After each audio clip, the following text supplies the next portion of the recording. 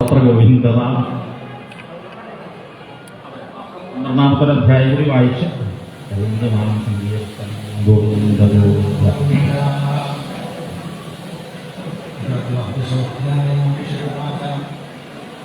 एवं जिनासूत्रपदेहमादो नृत्यमुबलं विजयान् मन्यमानः शूलं प्रगृह्याभ्यवगल्सुरेन्द्रं यथा महापुरुषं कैकभवत्सु ततो युवान्तान्यकठोरितमाहितेशुरन्तरसासुलिङ्ग चित्वा महेन्द्रादिनन्दिनीयो हतोषपापे चाजगाद खावकत्तद्विजरत्नभोगमन्दिरुच्चदुष्पेक्षमजापतित्वः वज्रेण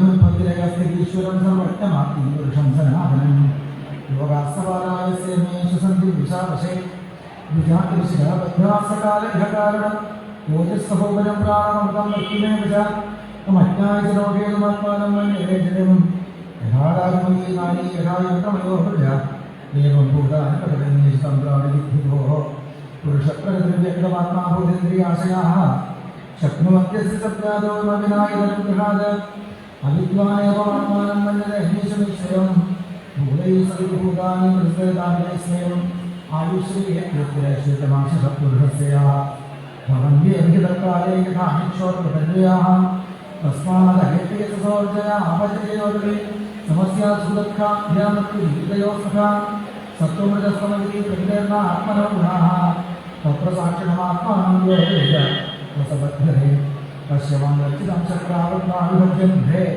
ഘടമാനം വിഹാം ശക്തി തവ പ്രാണജിഹി വിഷയ പ്രാണഗ്രഹോയം സമരക്ഷോവാഹനാസനം ആത്മജ്ഞായയുടെ അമുദ്രാന്തയോ മനുഷ്യ ആത്മജ്ഞായയുടെ അമുഷ്യന്തയോ മനുഷ്യപരാജയ ശ്രീഷ്വത്വാച ഇന്ദ്രോഭദ്രവൃശ്രുത്വാദനവൈരവഭൂതികൾ വിഹിതവജ്രപ്രഹസംസ്തമാഹ രത്നവിസ്മയഃ ഇന്ദ്രപ്രവാച അഹോജാനമസിദ്ധോസുനിസമേവ ദീർഘിഷി ഭക്തസർവാത്മനാത്മാനം സുഹൃതം ജഗദീശ്വരം ഭവാനദാനസിംഹായാം വൈലക്ഷ്മീ യദ്വിഹായ അസനം ഭാവമഹാപുരുഷദാത്മക ഖണ്ഡിതമഖിലാശ്ചര്യം ജഗതപ്രജഗതേസ്തവ വാസുദേവേ ഭഗവതി സത്വാത്മനി ദൃഢാമഹി യസ്യ ഭക്തൻ ഭഗവതി ഹരമീശ്വരേ ശേഷരേ യുദ്ധേടതോം തംഭോദോക്യം ക്ഷദ്രിയ ഘാതകോദരേ ശ്രീശുഭക്വാച ഈബ്രുവാണാവന്യോന്യം ധർമ്മജിജ്ഞാസയാനവ വിധാതേ മഹാവിദ്യാവിധൃതോ വിധാമതി ആദിത്യപരിഹം വൃത്തകർഷായ സമഹിതവാൻ ഇന്ദ്രായ പ്രാജ്ഞോരം വാമഹസ്തേജമാനുഷ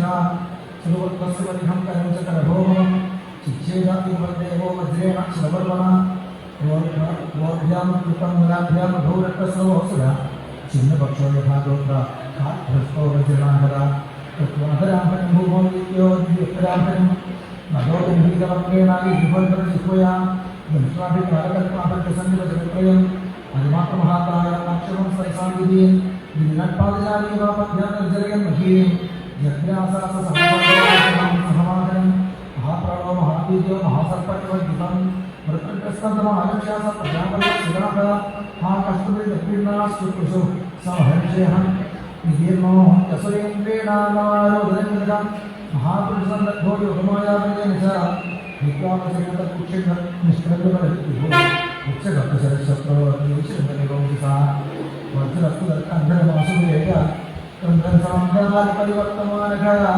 നിവാദയത്താവതഹർക്കണേന യോ ജ്യോതിഷാമയനേ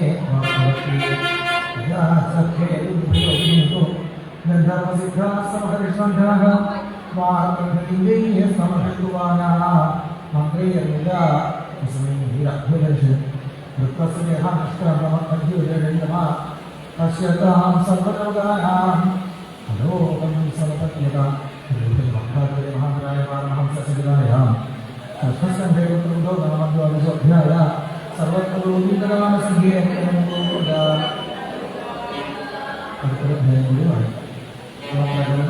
ചെയ്യാവും എന്നിട്ട് പറയാം. യഥാർത്ഥ ശ്രീ ഭക്തിവാച വൃത്രേഹലേഖയോരോഗാശക്രേണ ഭൂരിജ സവാലാച്യ ഭവൻ സദ്യോപിചുരാമൃതേന്ദ്രിയാः ദേവേർഷിഭൂതാനീര്യാദേവാർക്കാശ്രയം പതിജന്മസ്വവിജ്ഞാനി ബ്രഹ്മീചേന്ദ്രാദയസ്തതഃ രാജോവാച ഇന്ദ്രസ്യ ആദരവൃതേ ഹേതുചോദിച്ഛാമി ഭ്രോമണേ യേനാസംശീനോ ദേവാഹര ദുഃഖം പുരോഭവൽ ശ്രീശുഭക്തിവാച വൃത്രവിക്രമസംവിഘ്നാ സർവേ ദേവാസഹർഷിः തദ്വധായ അഭയം ഇന്ദ്രം യക്ഷഭീരോ ബൃഹദ്വധായ ഇന്ദ്രവാച ശ്രീഭൂജലഗ്നമന്ദിരേണോ വിശ്വരൂപവധോദ്ഭവ വിഭക്തമന്വിനദ്ധി വൃത്രഭക്ത്യാ ക്വമാസ്മ്യഹം ശ്രീശുഭക്വാച ഋഷയസ്തുവാചജ്ഞാനഹേന്ദ്രം ജപഭുവൻ യാദീക്ഷ്യാമഭദ്രത്തെ അയമേധേന വാസ്വഭിः അയമേധേന പുരുഷം പരമാത്മാനീശ്വരം വിശ്വാനാരായണം ദേവം മോക്ഷസേ ജഗദ്ധാത്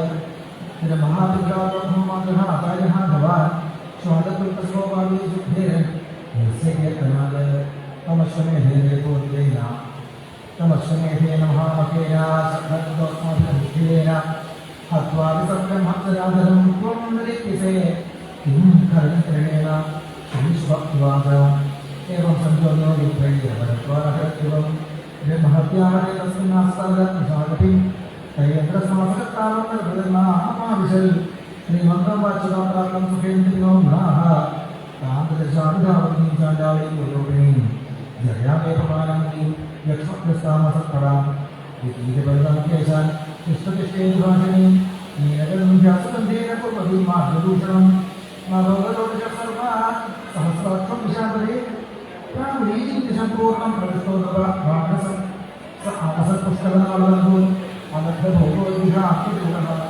वर्षाणसहस्रमक्षिणों चिन्तयन् ब्रह्ममधात्मोक्षं तावत्प्रमाणं नभ्रशशास विद्या तपो योगविलानुभवान् स्वकलैश्वर्यमदान्तबुद्धिः नितस्तिरश्चाञ्जलिं नीलपत्न्या ततो ब्रह्मजियो बहूदा प्रथमभरभ्यागवापिताः तापस्तु विद्येवयादौजास्तं नाभ्यभूतविदुष्मपत्न्या तं चक्रन्दर्शितो भीत्या हरमेधेन भारत रामदीक्षया चक्रो पुरुषाराधनेन अधेतिमाने पुरुषे सर्वदेवमयात्मनि अश्विनेधे महेन्द्रेणादित्ये ब्रह्मवादिभिः सविद्वास्पदो भूयानपि पापशयोनुत नितस्तेनैकशून्याय निहारदिव भानुया स वाचिनेतेन यथोचितेन उदायमानेन श्रीः विश्वाहि यज्ञं पुरुषं पुराणमिन्द्रो महानस्मिदेवभाव इदं महाख्यात् अशेषपापनं प्रक्षालनं कीर्तिवदानुकीर्तनं भक्त्युच्छ्रयं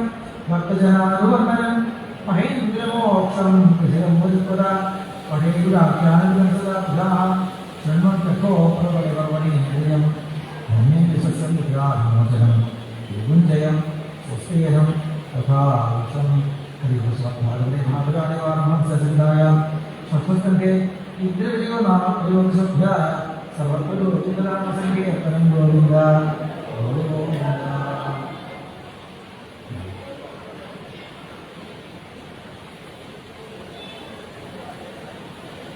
सर्वदेवदेवोगान्तानाद्यां विद्यां च धीमहि धियाः प्रचोदयात् येन चेलयते विश्वं विश्वं चेलयदेवयं यो जायत्विषयानेऽस्मिन् नायं तं वेद सः कृष्णाय वासुदेवाय हरे परमात्मने तद्क्लेशनाशाय गोविन्दाय नमो नमः।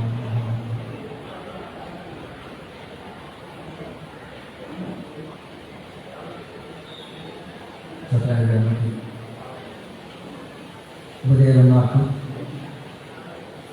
ഗുരുകാരണന്മാർക്കും ഭാഗവത ശ്രോതാക്കളായ എല്ലാ ഭക്തജനങ്ങൾക്കും നമസ്കാരം.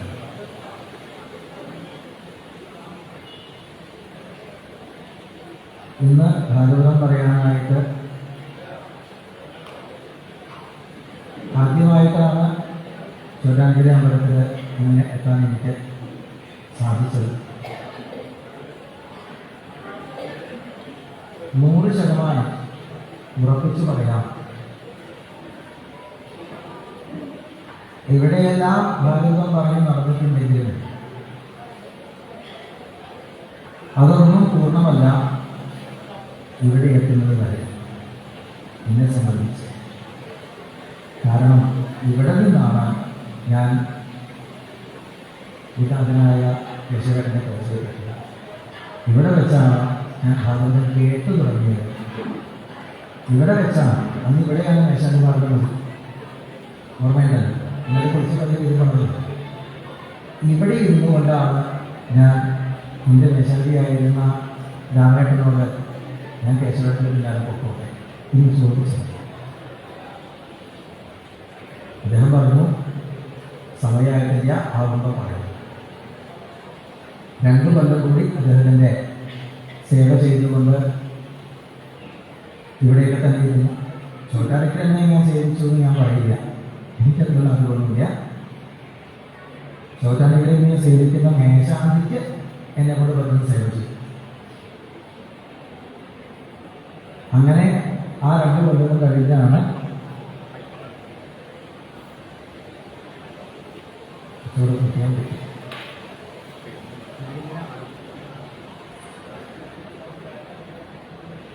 അങ്ങനെ വീണ്ടും 2 കൊല്ലം കഴിഞ്ഞാണ് 2004 ആദ്യമായിട്ട് ഭാഗവതത്തിൻ്റെ വഴിയിലേക്ക് ഇതിനെത്തിയത്.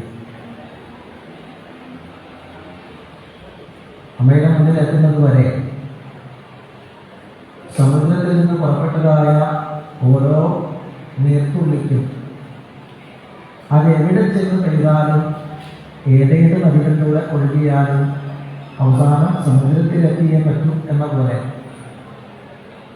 ഇവിടെ നിന്ന് ആരംഭിച്ചതായ ഈ ഒഴുക്ക് ഇവിടെ എത്തുമ്പോഴേ അത് പൂർണ്ണമാകുന്നു.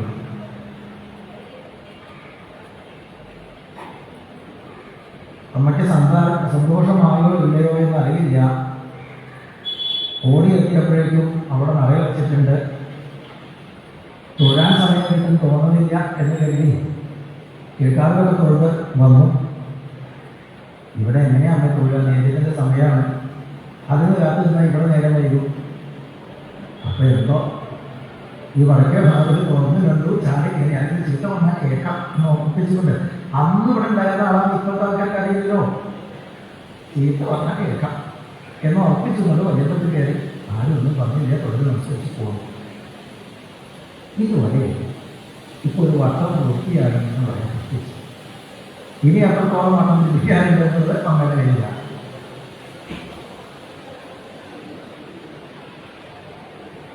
ഓരോ ജീവനും അവൻ്റെ കർമ്മങ്ങൾക്കനുസരിച്ചിട്ടാണ് പല പല തരത്തിലുള്ള അനുഭവങ്ങൾ കിട്ടുന്നത്. രജോഗുണപ്രധാനമായിട്ടുള്ള ഭൂമിയിൽ നിന്ന് അവൻ ചെയ്യുന്ന കർമ്മങ്ങൾക്കനുസരിച്ച് സത്വഗുണം വർദ്ധിക്കുകയാണെങ്കിൽ ഭൂവർലോകം സ്വർലോകം മുതലായ ഉപരിലോകങ്ങളിലേക്കും, തമോഗുണം വർദ്ധിക്കുകയാണെങ്കിൽ അകലം വിതലം തുടങ്ങിയ പാതാളം വരയ്ക്കുന്ന അധോലോകങ്ങളിലേക്കും ആ ജീവിതം പോകുന്നതെന്നാണ് പറയുന്നത്. ഒരു കാര്യം ഉറപ്പാണ്. അങ്ങനെ അജ്ഞാനത്തിൻ്റെ മുന്നിലേക്ക് പെട്ടുപോയാൽ അവിടെ നിന്ന് വീണ്ടും കൈപിടിച്ച് കരകയറ്റി കൊണ്ടുവരാൻ അമ്മയുടെ നിബന്ധനയുള്ളൂ. വീണ്ടും ആ പഴയ രജോഗുണത്തിൻ്റെ ഭൂമിയിൽ വന്ന് അവിടെ ഇരുന്നുകൊണ്ട് സൽക്കർമ്മങ്ങൾ ചെയ്ത് വേണം നേരേക്ക് പോകാനായിട്ട്. നേരെയുള്ള ലോകങ്ങളിലേക്ക് പോകുമ്പോൾ എങ്ങാനും അഹങ്കാരം വർദ്ധിക്കുന്നുണ്ടെങ്കിൽ വീട്ടിൽ ഉൾപ്പെട്ട് തട്ടിയിട്ടെന്ന് വരാം. നമ്മൾ ഈ താന്ത്രികമായിട്ട് കാര്യങ്ങൾ ചെയ്യുമ്പോൾ പത്മമിടാറുണ്ടല്ലോ, അതിൽ ശ്രീചക്രം മുതലായിട്ട് യന്ത്രങ്ങൾ വരയ്ക്കാറുണ്ടല്ലോ.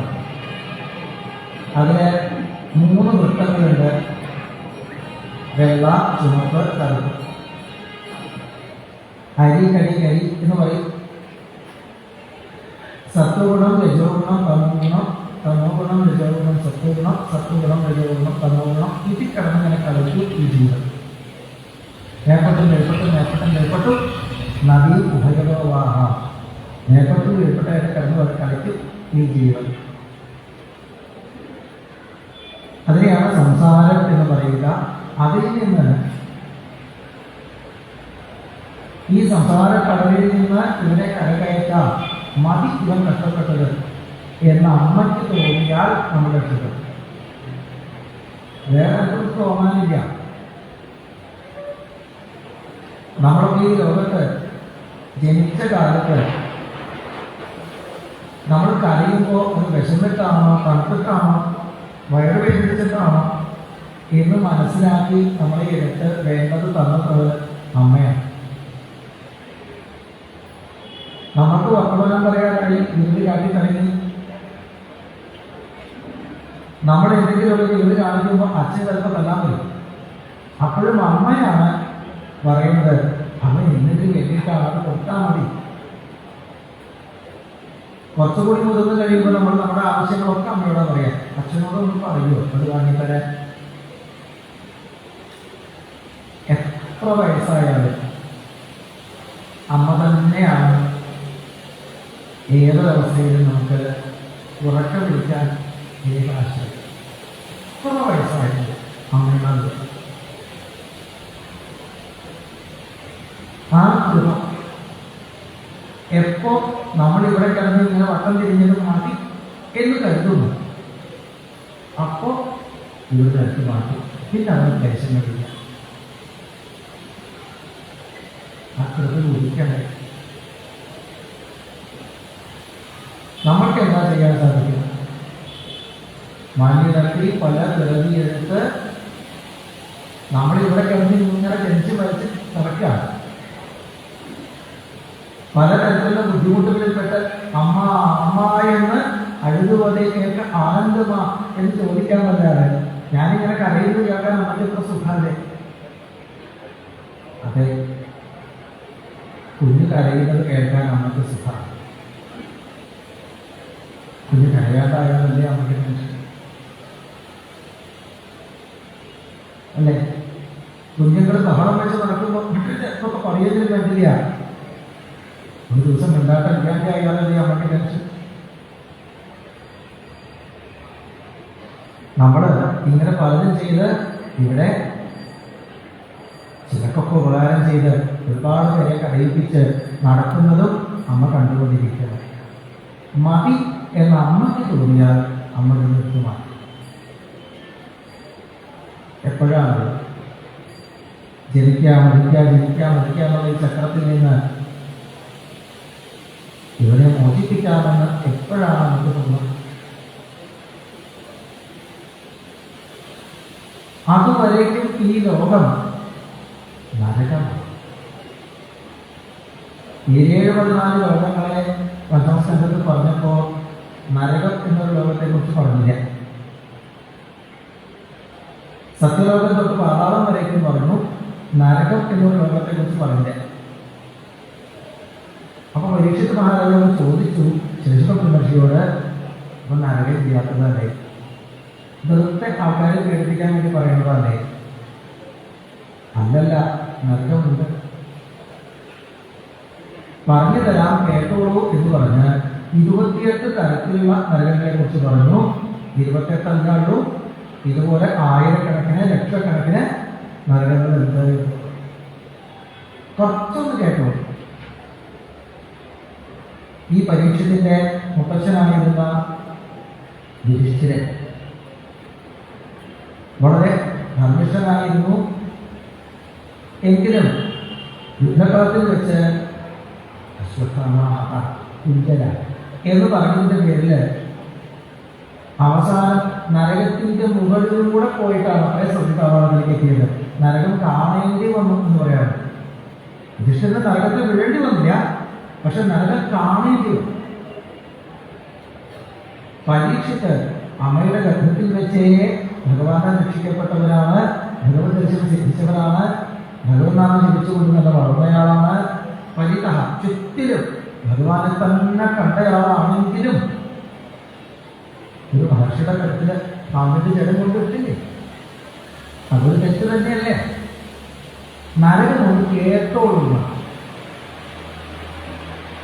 യുധിഷ്ഠിരന് നരകം കാണേണ്ടി വന്നെങ്കിൽ പരീക്ഷത്തിന് നരകം ഒന്ന് കേട്ട യോഗം. നരകങ്ങളെ കുറിച്ച് കേൾക്കുമ്പോൾ ഈ നരകങ്ങളിലൊക്കെ വീണാൽ വലിയ ആപത്ത് തന്നെയാണ്, വലിയ പീഡകളാണ്, നമുക്ക് ഭയം തോന്നും. ഒരെന്തിങ്ങനെ ഒലക്കൊണ്ട് പൊട്ടിക്കണ പോലെ നമ്മളെ കുത്തുന്നതായിട്ടുള്ള നരകം. താമിശ്രം, അന്ധതാമിശ്രം, രൗരവം, മഹാരൗരവം എന്ന് പറഞ്ഞിട്ട് ഈ ഋതുക്കളെന്ന് പറഞ്ഞ സർപ്പങ്ങൾ ശരീരത്തിലിങ്ങനെ വരിഞ്ഞ് നമ്മളെ ഇറുക്കി പിരിഞ്ഞ് പൊടിക്കുന്നതായിട്ടുള്ള അത്തരം നരകങ്ങൾ. കുംഭീഭാഗം എന്ന് പറഞ്ഞിട്ട് എണ്ണയെടുത്ത് വറുത്തുപോയി എടുക്കുന്നതായിട്ട് നരകം. ഹസ്യപത്രവനം എന്ന് പറഞ്ഞിട്ട് ഇങ്ങനെ കൈതലവെ ഇല പോലെ വാളുകൾ ഇങ്ങനെ നിൽക്കുന്നതായിട്ടൊരു കാട്ടക്കൂടെ ഓടിക്കുകയാണ് ചെയ്യുന്നത്. മുറിഞ്ഞ് രക്തം ചിന്തി തളർന്നു വീഴുക, പിന്നെയും ചാട്ടവാളോട് അടിക്കുക, അങ്ങനെ ഒരു നരകം. വലിയ ചെമ്പ് പലകട മുകളില് ജീവനെ കൊണ്ടില്ല, അടിയിൽ നിന്ന് തീയിട്ട് കത്തിച്ചിട്ടുണ്ടാവും, മുകളിൽ സൂര്യൻ തൊട്ടടുത്ത് വന്നിട്ടില്ല. ആ ചുട്ടുപഴുത്ത ചെമ്പ് പലക മേലെ ഈ ജീവനെ കൊണ്ടില്ല, അങ്ങനൊരു നരകം. മേല് മുഴുവനും നല്ല ബ്ലേഡോട് കീറിയിട്ട് ഉപ്പ് വെള്ളത്തിൽ കെട്ടിത്തൂക്കേണ്ടതായിട്ട് നരകം. വലിയ പർവ്വതത്തിന്റെ മുകളിലേക്ക് വെച്ച് കെട്ടി കൊണ്ടുപോയിട്ട് ഉൾപ്പെട്ട് തള്ളിയിരുന്ന വലിയ പാറക്കെട്ടിൽ വീണ ശരീരം ചിന്ന ഭിന്നമായി പോകുന്ന അങ്ങനൊരു നരകം. പറയാൻ പറ്റുന്ന നരകങ്ങളൊക്കെ പറയാൻ പറ്റാത്തതുണ്ട് ചിലതൊക്കെ. കാരണം പാപങ്ങൾ ചിലതൊക്കെ സഭയിൽ പറയാൻ പറ്റാത്തതാണ്. സഭയിൽ പറയാവുന്ന പാപങ്ങൾക്ക് സഭയിൽ പറയാവുന്ന നരകം, സഭയിൽ പറയാൻ പറ്റാത്ത പാപങ്ങൾക്ക് സഭയിൽ പറയാൻ പറ്റാത്ത നരകം. എന്തായാലും പല തരത്തിലുള്ള പാപങ്ങളുണ്ട്, അതിനൊക്കെ അനുസരിച്ച് നരകങ്ങളുള്ളൂ. ഇത് കുറച്ച് കേട്ടപ്പോൾ പരീക്ഷിത് മഹാരാജാവിന് ഭയം തോന്നി. തന്നെക്കുറിച്ചല്ല, തനിക്ക് ഭയമില്ലെന്ന് പരീക്ഷിത് മുമ്പേ പറഞ്ഞിട്ടുണ്ട്. ഏതോ കാരണം കൊണ്ട് ഭഗവാൻ എന്നോട് പ്രീതിപ്പെട്ടിട്ടുണ്ട്. അഭിമേ ഭഗവാൻ പ്രീത കൃഷ്ണ പാണ്ഡുസുതപ്രിയ വൈദൃക്ഷസേയ പ്രീത്യത്വം തദ്വസ്യാർത്ഥതാന്ധവ അന്യഥ തേ അവ്യക്തഗതേഹ ദർശനം ന കഥം ഗുണ നിതരാം പ്രിയമാണാനാം സംസിദ്ധസ്യ വദീന്യസഹ. ഭഗവാന്റെ കൃപ തന്നോട് ഉണ്ടായിട്ടുണ്ട്, ശ്രീ ഗുരുനാഥൻ തന്റെ മുന്നിൽ എത്തിയിട്ടുണ്ട്. അതുകൊണ്ട് തന്നെ ഭയമില്ല പരീക്ഷ. പക്ഷേ ഇനി വരാൻ പോകുന്ന കൈകാലത്ത് എല്ലാ ജീവന്മാർക്കും ഇതുപോലെ ഭഗവത്ഗീത സിദ്ധിക്കുമോ, ശ്രീഗുരുനാഥന്റെ കൃപാപൂരം ലഭിക്കുമോ എന്നറിയാത്തതുകൊണ്ട് അവരെക്കുറിച്ച് ഓർത്തിട്ടാണ് പരീക്ഷകന് ഭയം. നമുക്കൊക്കെ ഇല്ലേ ലോകത്തിന്റെ പോക്ക് കാണുമ്പോൾ നമ്മുടെ അടുത്ത തലമുറകൾ എങ്ങനെ ഇവിടെ ചിന്തിക്കും എന്ന് തോന്നാറില്ലേ? നമുക്ക് ഇനി അടുത്ത കാലം വേണ്ടി വരുന്നതായിരിക്കും അല്ലേ? കഴിഞ്ഞോളം കാലം ഇനി എന്ത് വേണ്ടി വരുന്നതായിരിക്കും. പക്ഷെ നമ്മുടെ കുട്ടിയോട്, അവരുടെ കുട്ടിയോട് ഇനി വരുന്നൊരു തലമുറയ്ക്ക് ഇവിടെ വാസം സാധ്യമോ? നമ്മളൊക്കെ ഭയപ്പെടാറില്ലേ? പരീക്ഷിത് മഹാരാജാവിന് ഇനി കൈകാലത്ത് വരാതിരിക്കുന്ന ആൾക്കാരെക്കുറിച്ച് ഓർത്തിട്ടാണ് ഭയം. അവരൊക്കെ എത്ര വലിയ വലിയ നരകങ്ങളിലാവും ചെന്ന് വീഴുക, രക്ഷപ്പെടാൻ വഴി. നാനുഗ്രയാകാനായാൽ തന്നെ വ്യാഖ്യാനം പരിഹസി എന്ന് പരീക്ഷിച്ച് ആവശ്യപ്പെടുമ്പോൾ ശേഷം പക്ഷെ പുഞ്ചിരിച്ചുകൊണ്ട് പറഞ്ഞു, നരകത്ത് പോകാതിരിക്കാൻ എളുപ്പമായ ഒരു വഴിയുണ്ട്, പാപം ചെയ്യാതിരുന്നാൽ. ഇത്ര എളുപ്പമല്ലേ? പാപം ചെയ്യാതിരുന്നാൽ ശരിയാണ്, പാപം ചെയ്യാതെ നരകത്ത് പോകൂ. പാപം എന്ന് പറഞ്ഞാൽ എന്താ? ഇവിടെ ആരെങ്കിലും ഉത്തരം പറയും. പാപം എന്ന് പറഞ്ഞാൽ എന്താ? പാപം എന്ന് പറഞ്ഞാൽ എന്താന്ന് പറയാം അല്ലേ? എല്ലാവർക്കും അറിയാം, പക്ഷെ ആരും പറയില്ല. ഞാൻ പറഞ്ഞില്ല, ഞാൻ തെറ്റിപ്പോയ മറ്റുള്ളവർക്ക് എന്താ തോന്നുന്നു? എല്ലാവർക്കും അറിയാം. പാപം എന്ന് പറഞ്ഞാൽ നമ്മളെ കൊണ്ട് മറ്റൊരു ജീവന് വേദന ഉണ്ടായിട്ടുണ്ടെങ്കിൽ അത് പാപം. അത് നമ്മളൊരു കാര്യം ചെയ്തുകൊണ്ടോ ആവാം, ചെയ്യാത്തതുകൊണ്ടോ ആവാം, ഒരു വാക്ക് പറഞ്ഞതുകൊണ്ടോ ആവാം, പറയാത്തത് കൊണ്ടോ ആവാം, ഒരിടത്ത് ചെന്നത് കൊണ്ടോ ആവാം, ചെല്ലാതിരുന്നത് കൊണ്ടോ ആവാം. എങ്ങനെ വേണമെങ്കിൽ മറ്റുള്ളവർക്ക് നമ്മളെ കൊണ്ട് വേദനയുണ്ടാവാം, ഇല്ലേ? സപ്താഹത്തിന് ആചാര്യന്മാരായിട്ട് പോകുന്നതാണ് നിങ്ങളൊക്കെ. ഞങ്ങൾക്ക് കിട്ടുമ്പോ കിട്ടും, അത് കിട്ടാൻ ഒരു വിഷമമില്ല. മുമ്പിൽ വന്നിരിക്കുന്നുണ്ടാവും 100-200 ആൾക്കാർ. ഇതിൽ കുറച്ച് ആൾക്കാരെ കഥ കേൾക്കണം എന്ന് ആഗ്രഹിക്കുന്നവരാണ്, വേറെ കുറച്ച് ആൾക്കാരെ തത്വം കേൾക്കണം എന്ന് ആഗ്രഹിക്കുന്നവരാണ്, ഇനി കുറച്ച് ആൾക്കാരെ പാട്ട് കേൾക്കണം എന്ന് ആഗ്രഹിക്കുന്നവരാണ്, ഇനി ആൾക്കാരെ സ്വസ്ഥമായിട്ട് ഉറങ്ങണം എന്ന് ആഗ്രഹിക്കുന്നവരാണ്, വേറെ കുറച്ച് ആൾക്കാരെ നൃത്യം ഉപയോഗിക്കണം എന്ന് കരുതുന്നവരാണ്. പല തരത്തിലുള്ള ആൾക്കാർ നമ്മുടെ മുമ്പിലുണ്ടാവില്ലേ? അപ്പൊ കഥ കേൾക്കണം എന്ന് കരുതുന്നവർക്ക് നമ്മൾ തത്വം പറയാൻ തുടങ്ങിയ വിഷമം. തത്വം കേൾക്കണം എന്ന് വിചാരിച്ചിരിക്കുന്ന ആൾക്കാർക്ക് നമ്മൾ കഥ പറയാൻ തുടങ്ങിയ വിഷമം. പാട്ട് കേൾക്കണം എന്ന് വിചാരിച്ച ആൾക്കാർക്ക് ഇത് രണ്ടായാലും വിഷമം. നമ്മൾ പാട്ട് പാടിക്കഴിഞ്ഞാൽ ഞങ്ങൾക്ക് കുറച്ച് കഷ്ടപ്പെടുന്നൂടെ, അപ്പൊ വേറെ തന്നെ വിഷമമാവും. എന്ത് ചെയ്താലും കുറച്ച് പേർക്ക് സന്തോഷമാകുന്നുണ്ടെങ്കിൽ അതിലധികം ആൾക്കാർക്ക് വിഷമവും. ഞങ്ങൾക്ക് ഭാഗവതം പറയുന്നിടത്ത് പോലും മറ്റുള്ളവരെ വേദനിപ്പിക്കാണ്ടിരിക്കാൻ പറ്റുകയാണെന്നുണ്ടെങ്കിൽ നമ്മൾ സാധാരണ ജീവിതത്തിലൊക്കെ ആലോചിച്ചു, കയ്യിൽ 10 ഉറുപ്പിക കിട്ടി വീട്ടിൽ ചെന്നിട്ട് നമ്മുടെ കയ്യിൽ കൊടുത്ത ഭാര്യയ്ക്ക് വിഷമം ഭാര്യയുടെ കയ്യിൽ കൊടുത്താൽ നമുക്ക് വിഷമം, അല്ലേ? മിഠായി മേടിച്ചു കൊണ്ടുപോയി, 2 മക്കളുണ്ട്, 2 മേടിച്ചു കൊണ്ടുപോയി, ആദ്യം ആരുടെ കയ്യിലാണ് കൊടുത്തത്? മക്കൾക്ക് വിഷമം. അത്രയും കണ്ടു. 2 ആൾക്ക് തന്നില്ലേ? 2 ആൾക്ക് തന്നാലും ആദ്യം അവനല്ലേ കൊടുത്തേ? അത്രയും കണ്ടു. ആൾക്കാരുടെ മനസ്സ് വിഷമിപ്പിക്കാൻ ഒരു വിഷമം. ഇത് നമ്മുടെ ചുറ്റുള്ള മനുഷ്യന്റെ കഥ. മൃഗങ്ങൾക്ക്, പക്ഷികൾക്ക്, മറ്റ് കീടങ്ങൾക്ക് നമ്മളെ പുറകെ വില കൊടുക്കുന്നു, ഇല്ലേ? ഒന്നും വേണ്ട, ശ്വാസം വലിക്കുന്നില്ലേ? ഇവയെ ജനിച്ചന്ന് തുടങ്ങിയതാണ്, അപ്പം തുടങ്ങിയതാണ്, എപ്പോഴും നിർത്താൻ കഴിഞ്ഞില്ല. ശ്വാസം വലിച്ചുകൊണ്ടിരിക്കുന്നത്. ഈ മൂക്കിനകത്ത് കുറച്ച് രോമങ്ങളുണ്ട്, വഴുവഴുപ്പുള്ളൊരു സാധനമുണ്ട്. ഈ വായുവിലൂടെ അകത്ത് കിടക്കുന്നതായിട്ടുള്ള പല വൈറസുകളും കീടങ്ങളെയും അത് അവിടെ തടുത്തു നിർത്തും, അവിടെ തന്നെ ഇല്ലാതെയാക്കും. വെറുതെ ശ്വാസം വലിച്ചാൽ ആയിരക്കണക്കിന് ജീവന്മാര് ഇല്ലാതായിക്കൊണ്ടിരിക്കുന്നു. ഏതെങ്കിലും ഒരു ജീവന് വേദന കൊടുക്കാതെ ശ്വാസോച്ഛ്വാസം പോലും ഇവിടെ ചെയ്യാൻ പറ്റും. അപ്പൊ പാപം ചെയ്യാന്നുള്ളത് ജീവിതത്തിന്റെ ഭാഗമാണ്. അതെപ്പോഴും സംഭവിച്ചുകൊണ്ടിരിക്കുന്നതാണ്. പുണ്യം ചെയ്യാം, മറ്റുള്ളവർക്ക് സന്തോഷം കൊടുക്കാൻ, അത് മാത്രമേ നമ്മൾ കഷ്ടപ്പെട്ട് ചെയ്യേണ്ട കാര്യമുള്ളൂ. അറിഞ്ഞുകൊണ്ട് കഷ്ടപ്പെട്ടുകൊണ്ട് ചെയ്യേണ്ടത് പുണ്യം മാത്രമേ ഉള്ളൂ. പാപം ചെയ്യല് ഇത് നിങ്ങളെ സ്വാഭാവികമായിട്ട് സംഭവിച്ചുകൊണ്ടിരിക്കും. എന്തെങ്കിലും ഒരു പാപം ചെയ്താൽ നരകത്തിൽ പോകണം എങ്കിൽ നമ്മളെല്ലാവരും എത്ര കാലം നരകങ്ങളിൽ ചെന്ന് കിടക്കും? പാപം ചെയ്യാതിരുന്നാൽ മതി എന്ന ഉത്തരം ശരിയല്ല. അപ്പോഴാണ് പരീക്ഷ മഹാരാജാവ് ശശിബ്രഹ്മർഷിയോട് ചോദിക്കുന്നത്, ചെയ്താൽ എന്ത് വേണം? പ്രായശ്ചിത്തം ചെയ്താൽ മതി. എത്ര എളുപ്പമുണ്ട്. ഓരോ തെറ്റിനും ഓരോ തരത്തിൽ പ്രായശ്ചിത്തമുണ്ട്. ആർക്കും പറഞ്ഞു തന്നിട്ടുണ്ട് കർമ്മന്മാര്, അതനുസരിച്ച് പ്രവർത്തിച്ചാൽ മതി. അപ്പൊ പരീക്ഷത്തിൽ ചോദിച്ചു, പ്രായശ്ചിത്തങ്ങൾ ഉണ്ട് പാപങ്ങൾക്ക് എന്ന അറിവ് കൂടുതൽ കൂടുതൽ പാപങ്ങളെ ചെയ്യാനല്ലേ പ്രേരിപ്പിക്കുക? ചെയ്യാതാവും ചെല്ലുവാനും പ്രായശ്ചിത്തമല്ലോ.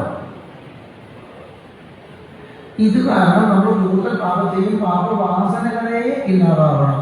അതിനെന്ത് വഴി? പിന്നെ ചോദിച്ചു. ഇങ്ങനെ ശ്രീശുബ്രഹ്മർഷി എന്തുത്തരം പറഞ്ഞാലും അതിനപ്പുറത്ത് വീണ്ടും ഒരു ചോദ്യം ചെയ്തു. വേദശാസ്ത്രങ്ങളെ പഠിച്ച് അറിഞ്ഞ് അതനുസരിച്ച് ജീവിച്ചാൽ മതി, കർമ്മവാസന ശുദ്ധമാവും എന്ന് പറഞ്ഞാൽ അത് പഠിക്കാൻ എത്ര പേർക്ക് പറ്റും എന്ന് ചോദിക്കും. നിങ്ങൾ യോഗമാർഗങ്ങളിലൂടെ സാക്ഷാത്കാരം നേടി എടുത്താൽ മതി, എല്ലാം ഒന്ന് എന്ന ബോധത്തിലെത്തിയാൽ പിന്നെ ഭാഗവത്യാൻ മുന്നോട്ടിയാൽ മതി. അതെത്ര പേർക്ക് പറ്റും? ലോകത്തിലെ ഏത് വഴി പറഞ്ഞാലും ഇത് കുറച്ചു പേർക്കല്ലേ സാധിക്കൂ. എല്ലാവർക്കും ഈ ലോകത്ത് ജനിച്ച ഏതൊരാൾക്കും നരകത്തിൽ പോവാതെ കഴിക്കാൻ എന്ത് വഴി? ഇങ്ങനെ ചോദിച്ചാൽ അവസാനം രഹസ്യമായി എടുത്തു വെച്ചിരുന്നത് പറയുക തന്നെ വേണ്ടി വരും അല്ലേ? ചീട്ടുകളിലൊക്കെ തുരുപ്പ് ഇങ്ങനെ എടുത്ത് 28-ാം പത്താമത് കളിച്ചതേ തുരുപ്പ് നമ്മളിങ്ങനെ എടുത്തു വെക്കും. പക്ഷേ അവിടുന്ന് 7-ാം തീയതി 8-ാം തീയതി റാണി രാജാവ് എന്ന് പറഞ്ഞിട്ട് ഓരോന്നിട്ട് കുറച്ചിട്ട് അധികം പറ്റില്ല, വെട്ടാതിരിക്കാൻ പറ്റില്ല, ഉള്ള തുരുപ്പ് പുറത്തേക്ക് അങ്ങനെ ചെയ്യും ഇല്ലേ? ഇതുപോലെ ശ്രീശുബ്രഹ്മർഷി ഏറ്റവും രഹസ്യമാക്കി വെച്ചിരുന്ന ഗൂഢമാക്കി വെച്ചിരുന്ന വസ്തുവിനെ പറയാൻ നിർബന്ധിതനായി. കേജി കേവലയാ ഭക്തിയ വാസുദേവപരായണ അഹംബുന്മന്ദിരാത്മേന നീഹാനന്ദമാസ്തര. കേവലയായ ഭക്തി കൊണ്ട് പാപത്തെയും പാപവാസനകളെയും ഇല്ലാതാക്കുന്നു ചിലർ.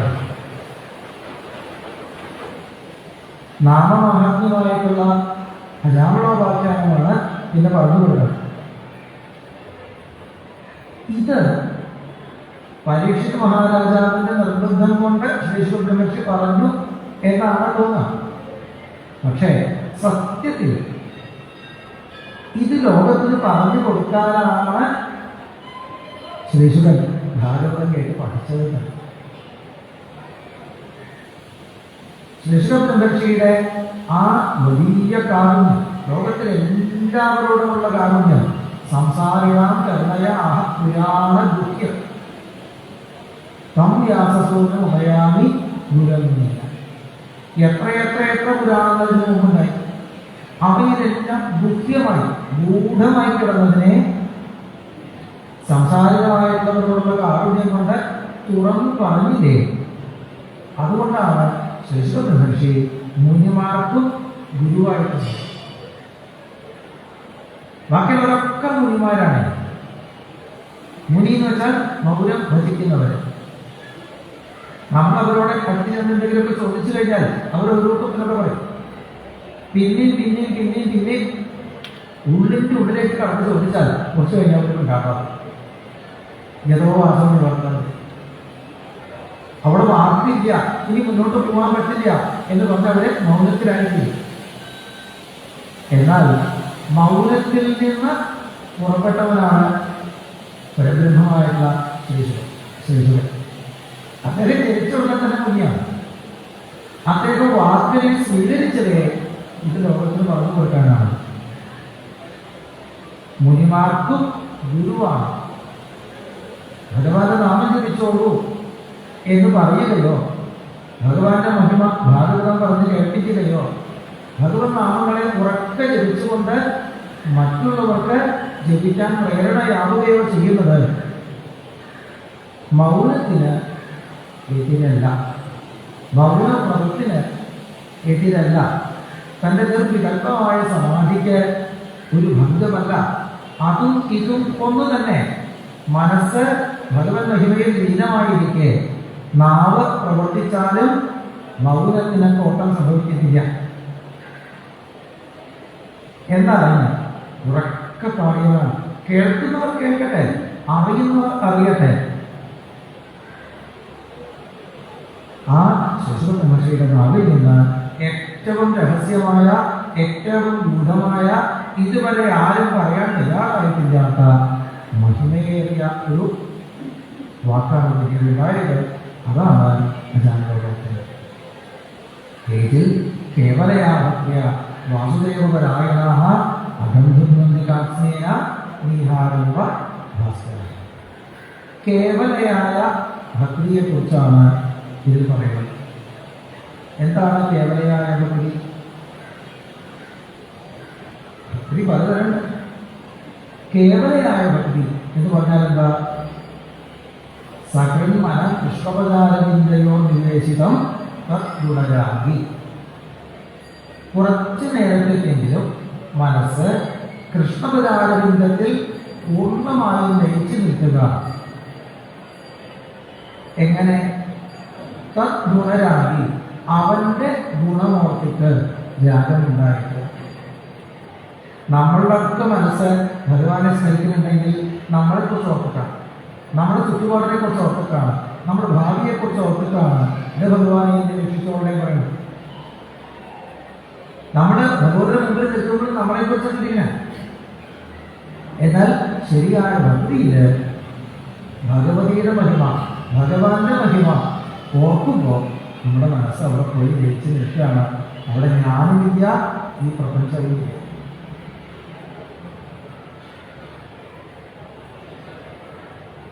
അങ്ങനെ ഒരു ഭക്തി നമ്മൾക്കുണ്ടായാൽ കർമ്മങ്ങള്, കർമ്മവാസനകള് ഒക്കെ അതുകൊണ്ട് ക്രമേണ ഇല്ലാതാവും.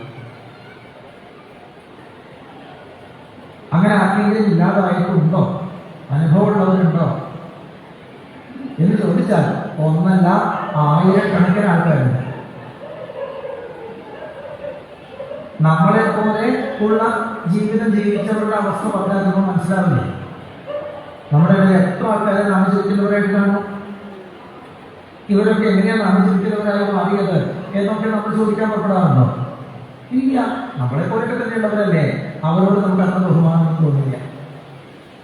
അപ്പൊ നമ്മളുടെ ശ്രദ്ധയെത്തണമെങ്കിൽ നമ്മളെക്കാളൊക്കെ എത്രയോ അധികം പാപം ചെയ്തതാണ്, ഏറ്റവും നികൃഷ്ടമായ അവസ്ഥയിലേക്ക് പതിച്ചു പോയതാണ്. ഉടനെ തന്നെ ഭഗവാന്റെ പദാരവിന്ദത്തിലേക്ക് എത്തിച്ചേർന്നു ഭഗവതാശ്രയം കൊണ്ട്. അതാണ് അജാമിളവാക്യം. അജാമിളന് പോലും ഭഗവത്പദത്തിലെത്താൻ സാധിച്ചുവെങ്കിൽ നമ്മുടെ കാര്യം പറയാനുണ്ടോ എന്ന് പറയാനാണ് ഈ മൂന്നാധ്യായം. കഥ എല്ലാവർക്കും അറിയാമോ. കാന്യകുബ്ജം എന്ന് പറയുന്ന ഒരു ദേശത്ത് പണ്ടെന്ന് പറഞ്ഞാൽ നമ്മൾ പറയുന്ന പണ്ടല്ല, ശ്രീശ്വരമഹർഷി പറയുന്ന പണ്ട്, എത്രയോ കാലം മുന്നെയാണ്. കാന്യകുബ്ജം എന്ന് പറയുന്ന ദേശത്ത് അജാമിളൻ എന്ന് പറഞ്ഞൊരു ബ്രാഹ്മണ യുവാവ് ചെറുപ്പം മുതൽ വളരെ ചിട്ടയായി പഠിച്ച് വളർന്നവരാണ്. വിവാഹം ചെയ്ത പത്നിയോടൊപ്പം കാർഷികത്തിന്റെ കർമ്മങ്ങളൊക്കെ ചെയ്ത് ധർമ്മിഷ്ഠനായി ജീവിക്കുന്നവരാണ്.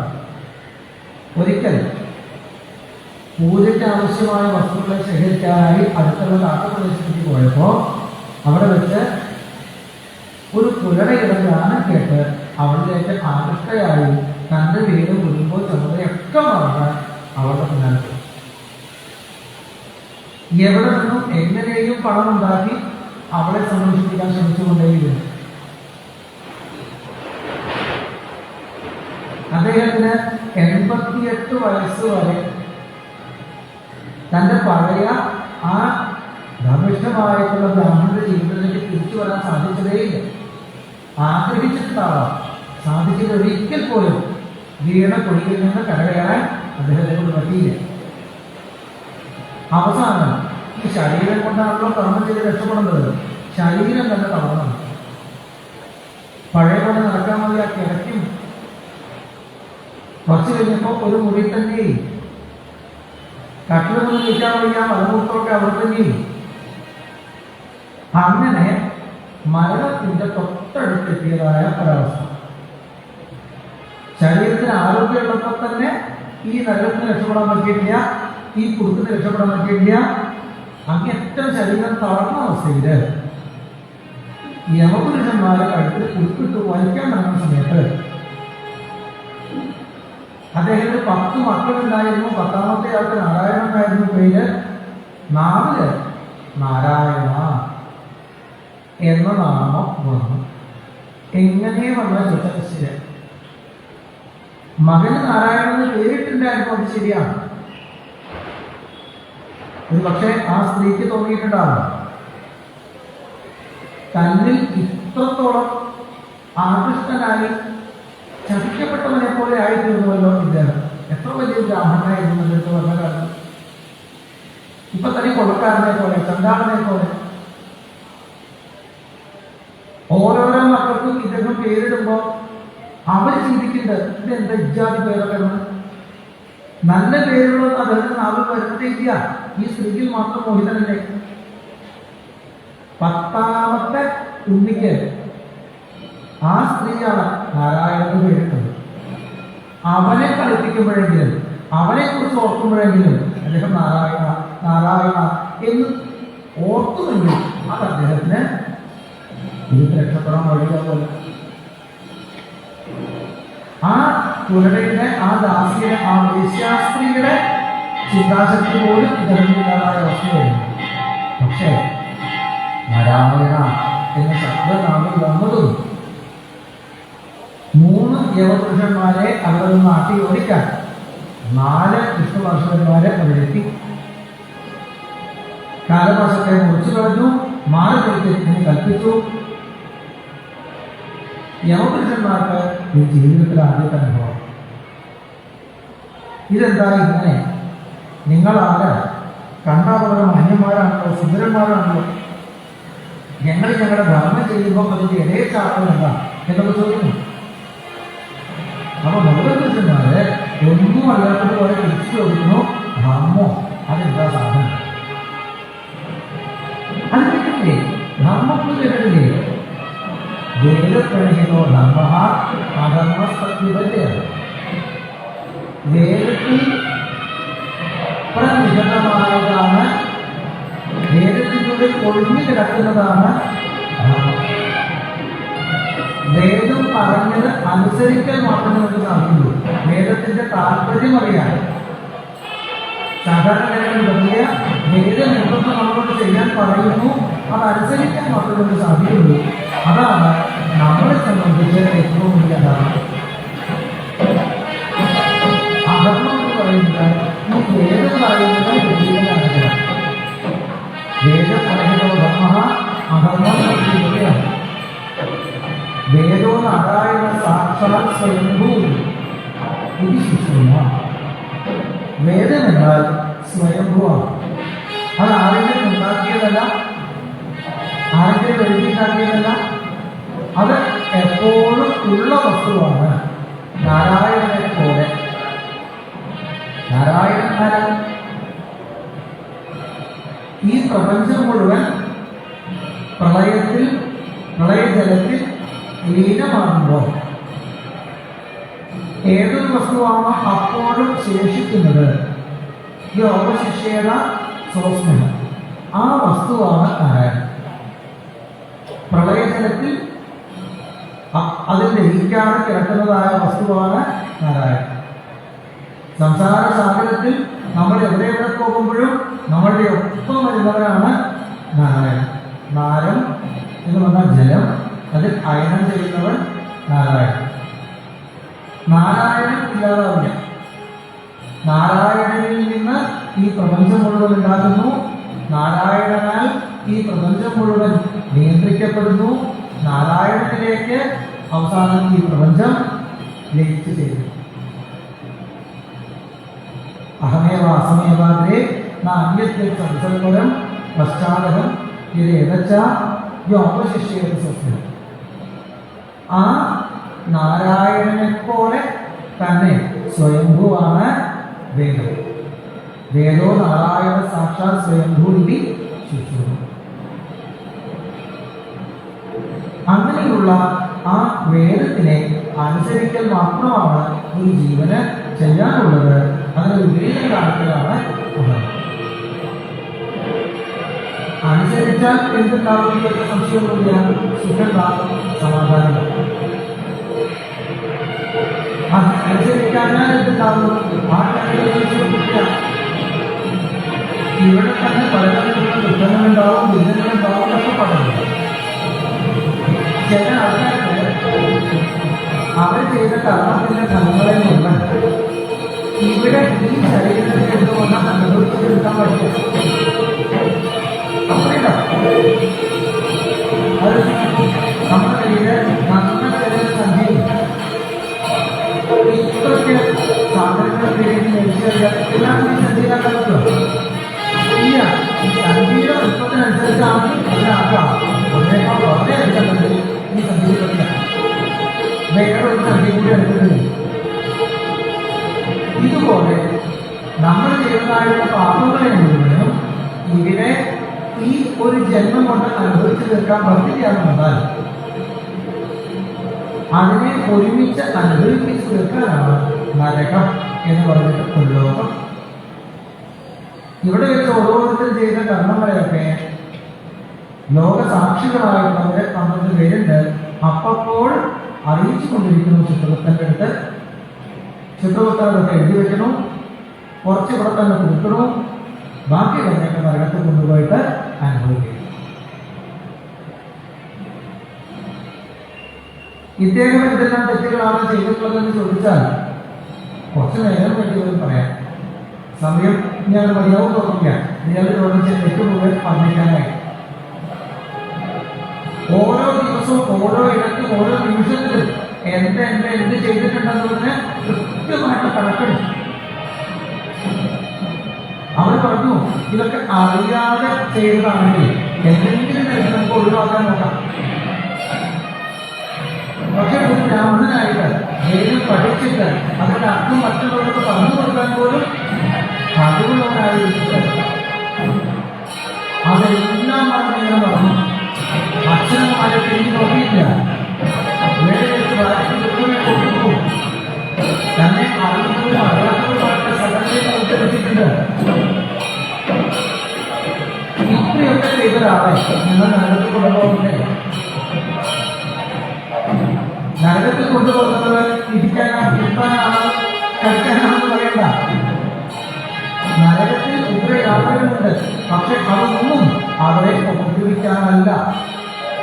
ഇനിയോ എത്ര ദണ്ഡേന ശുദ്ധി, പലതരത്തിലുള്ള ദണ്ഡങ്ങളെ കൊണ്ട് ഈ ജീവന് ശുദ്ധി ഉണ്ടാക്കി കൊടുക്കാനാണ്. നമ്മുടെ വീട്ടില് നമ്മൾ ഉപയോഗിച്ചതായിട്ടുള്ള വസ്ത്രങ്ങളെ കഴുകിയെടുക്കാൻ നമ്മൾ ബുദ്ധിമുട്ടുണ്ട്. കുറെ വസ്ത്രങ്ങളൊക്കെ ഇപ്പോൾ വാഷിംഗ് മെഷീനിലാണ് വന്നാൽ കഴിയും. എന്നാൽ ചില വസ്ത്രങ്ങൾ അത് പറ്റിയ അത് കുറച്ചു നേരം സോപ്പ് വെള്ളത്തിൽ ഇട്ട് വയ്ക്കും, ചിലപ്പോൾ ചൂടാക്കേണ്ടി വരും. ഇത് കഴിഞ്ഞാൽ പുറത്ത് കൊണ്ടുപോയിട്ട് കല്ലുമില് കട്ടിയടിക്കേണ്ടി വരും അല്ലേ? പട്ടയം കളിക്കണം. ഇത് കഴിഞ്ഞാൽ മുണ്ടിനോടാണോ ദേഷ്യം കല്ലിനോടാണോ ദേഷ്യം മനസ്സിലാവില്ല. സത്യത്തിൽ നമ്മൾക്ക് ആ മുണ്ടിനോട് ദേഷ്യമുണ്ടോ? ഇല്ല. അതിലെന്തോ ചില അഴുക്ക് നല്ലോണം പറ്റിയിട്ടുണ്ട്. അത് പോയി അത് വീണ്ടും ശുദ്ധീകരിക്കപ്പെടണം എന്നേ നമുക്കുള്ളൂ അല്ലേ? ആ മുണ്ടിനോടുള്ള ഇഷ്ടമാണ് അതിനെ നമ്മൾ ഇങ്ങനെ തരാൻ കാരണം. ആലോചിച്ച് ഇഷ്ടമായിട്ട് എന്താ ചെയ്യാം? ചിലപ്പോ അങ്ങനെയാണ്. ക്ലാസ്സില് ടീച്ചർമാര് മൃഗന്മാരായിട്ടുള്ള കുട്ടികളെ കുറച്ചധികം തല്ലിയും കൂടി പിൻവെഞ്ചിൽ നിൽക്കുന്ന കുട്ടികൾക്ക് എപ്പോഴും തല്ലുന്നില്ല. അവരോട് പറഞ്ഞിട്ട് കാര്യമില്ല.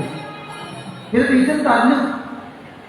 ടീച്ചർക്ക് എന്തെങ്കിലും ദേഷ്യം ഉണ്ടെങ്കിൽ വീട്ടിൽ നിന്ന് വരുമ്പോൾ അവരുടെ ദേഷ്യം ഉണ്ടാവാനുണ്ടാവാം. ഒന്ന് കഴിഞ്ഞാൽ ആദ്യം പിൻവെഞ്ചിൽ കുട്ടികളെ കുറിച്ച് 4 തന്നെ കഴിഞ്ഞാൽ സമാധാനം. കാരണമൊന്നും ഇഷ്ടമുള്ള കുട്ടികൾക്ക് ചെറിയ തെറ്റുപറ്റുമ്പോഴേക്കും നല്ല ശിക്ഷ അല്ലേ?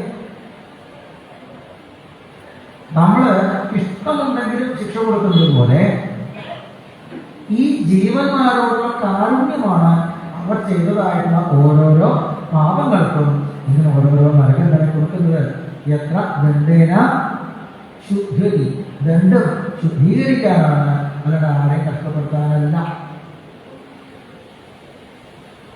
ധർമ്മപുരുഷന്റെ ആൾക്കാര്, ധർമ്മരാജാവിന്റെ ആൾക്കാര് ധർമ്മത്തെ കുറിച്ച് പറയുമ്പോൾ തങ്ങൾ ചെയ്യുന്നത് അധർമ്മമല്ല, ധർമ്മം തന്നെയാണെന്ന് ഉറപ്പുവരുത്തുള്ളൂ.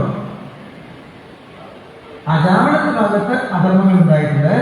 തങ്ങൾ പക്ഷെ അധർമ്മമല്ല, ധർമ്മമാണ് ചെയ്യുന്നത്. അവർ ഉറപ്പിച്ചു.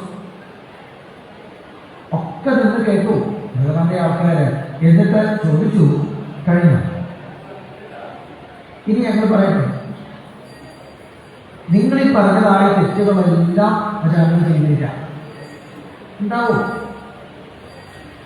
പക്ഷേ അവയ്ക്കല്ല എന്നല്ല, കഴിഞ്ഞൊരു കോടി ജന്മത്തിൽ എവിടെയെങ്കിലും തെറ്റ് ചെയ്തിട്ടുണ്ടെങ്കിൽ അവയ്ക്ക് കൂടി പ്രായശ്ചിത്തം ചെയ്ത് കഴിഞ്ഞിരിക്കെ ഇനിയും നരകത്തിലേക്ക് കൊണ്ടുപോകേണ്ടതുണ്ടോ? അജാഗ്രത. നിങ്ങൾ ഈ പറഞ്ഞ തെറ്റുകൾക്ക് മാത്രമല്ല, ഈ ജീവൻ ഇതുവരെ ഏതേത് ശരീരങ്ങളിലൂടെ കടന്നു പോന്നു, അപ്പോൾ ചെയ്തതായ സകല തെറ്റുകൾക്കും പ്രായശ്ചിത്തം ചെയ്ത് കഴിഞ്ഞു. പരിശുദ്ധനാണ്. പ്രായശ്ചിത്തം നിങ്ങളെ കണ്ട് ഭയപ്പെട്ടിട്ട് വിവശനായിട്ടാണെങ്കിലും ഇയാൾ ഉച്ചരിച്ചത് ഭഗവാൻ ശ്രീഹരിയുടെ സ്വസ്ഥീകരമായ തിരുനാമത്തെ. ഭഗവാൻ കൃപാപൂർണനാണ്. ഭഗവാന്റെ തിരുനാമം സ്വസ്ഥീകരമാണ്.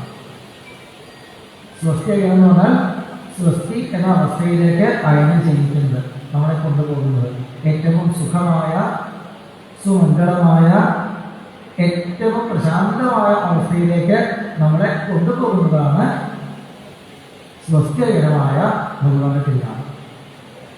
അത് ഉച്ചരിച്ച ഒരാൾക്ക് ഇതിന് പാപങ്ങളില്ല. പാപങ്ങൾ എന്തെങ്കിലും ഉണ്ടെങ്കിൽ നാവിൽ നാമം വരില്ല. ഭഗവത് കൃപ കൊണ്ടാണ് ഒരാളുടെ നാവിൽ നാമം വരുന്നത്. ഭഗവാൻ ഒരാളെ തൻ്റേതായി കരുതുന്നു. അവൻ എൻ്റെ നാമം ഉച്ചരിച്ചോട്ടെ എന്ന് ഭഗവാൻ അവകാശം കൊടുക്കുമ്പോൾ മാത്രമാണ് അവന് ഭഗവാന്റെ നാമം പറയാനാവുള്ളൂ.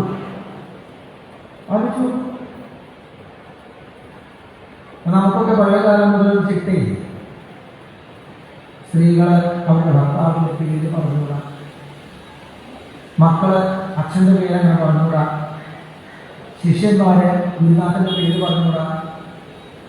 അല്ലേ? നമ്മൾ നേരിട്ട് അങ്ങനെ പേരെടുത്ത് പറയാറില്ല. ബഹുമാനമുള്ളവരെ, ഒരു വലിയ കമ്പനിയാണ്, ഒരു വലിയ ഓഫീസാണ്, അവിടെ വർക്ക് ചെയ്യുന്ന ഏതൊരാളും അതിന്റെ മുതലാളിയുടെ പേര് വിളിക്കും. അവിടെ പറയോ ഏതെങ്കിലും ഒരു തൊഴിലാളി ഇല്ല, സാധനയോ. എന്നാൽ ആ മുതലാളിയുടെ സ്വന്തം ആയ ഒരാൾക്ക് പേര് വിളിക്കാം. ഒപ്പം പഠിച്ച കൂട്ടുകാരനാണ്. അയാളെ ഓഫീസിൽ വന്നിട്ട് കമ്മീഷൻ അവിടെ എപ്പോഴാണ് വരിക എന്നൊക്കെ ചോദിച്ചത് വരും. ഇത് കേൾക്കുമ്പോൾ മനസ്സിലാവണം ഇയാള് മുതലാളിയുടെ സ്വന്തമാണ്. അപ്പോഴാണ് നാമം അങ്ങനെ ഉച്ചരിക്കാൻ സാധിക്കുന്നത്. ഭഗവാന്റെ തിരുനാമം നമ്മുടെ നാമിനെ ഉച്ചരിക്കാൻ സാധിക്കുന്നുണ്ടെങ്കിൽ നമ്മള് ഭഗവാന്റെ സ്വന്തമാണെന്ന് ഭഗവാൻ അംഗീകരിച്ചിട്ടുണ്ട്. അതുകൊണ്ടാണ് അതിൽ നമുക്ക് പറ്റില്ല. ഭഗവാന്റെ നാമം ഉച്ചരിച്ച ഒരാളെ പിന്നെ നരകത്തേക്ക് കൊണ്ടുപോകണ്ട. കാരണം ഭഗവാന്റെ ആയതാണ്. ഭഗവത അയം ഇതി ഭാഗവത, ഭാഗവതനായ ഒരാൾക്ക് നരകത്തേക്ക് കൊണ്ട.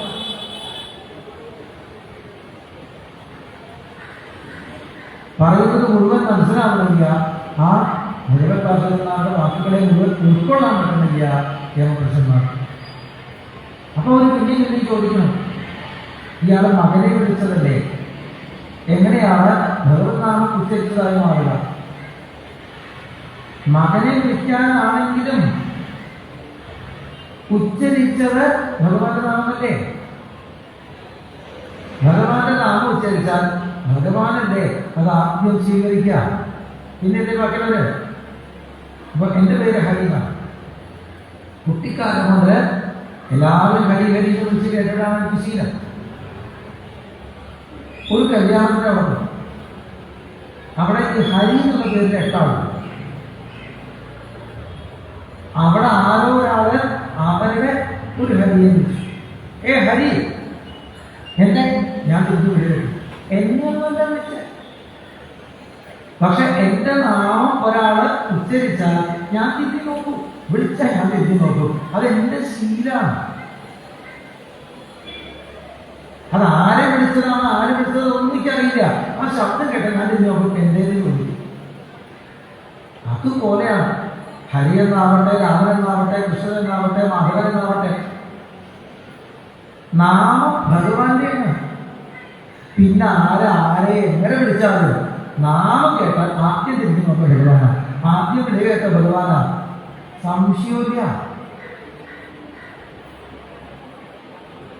ഈ തിരുനാമം എന്നാലും മകനെ ഉദ്ദേശിച്ച് എന്നെ വിളിച്ചത് നാമം ജപിക്കുക എന്ന് കരുതിയിട്ടൊന്നുമല്ലോ. എങ്ങനെ പാപത്തെ തീർക്കുന്നു.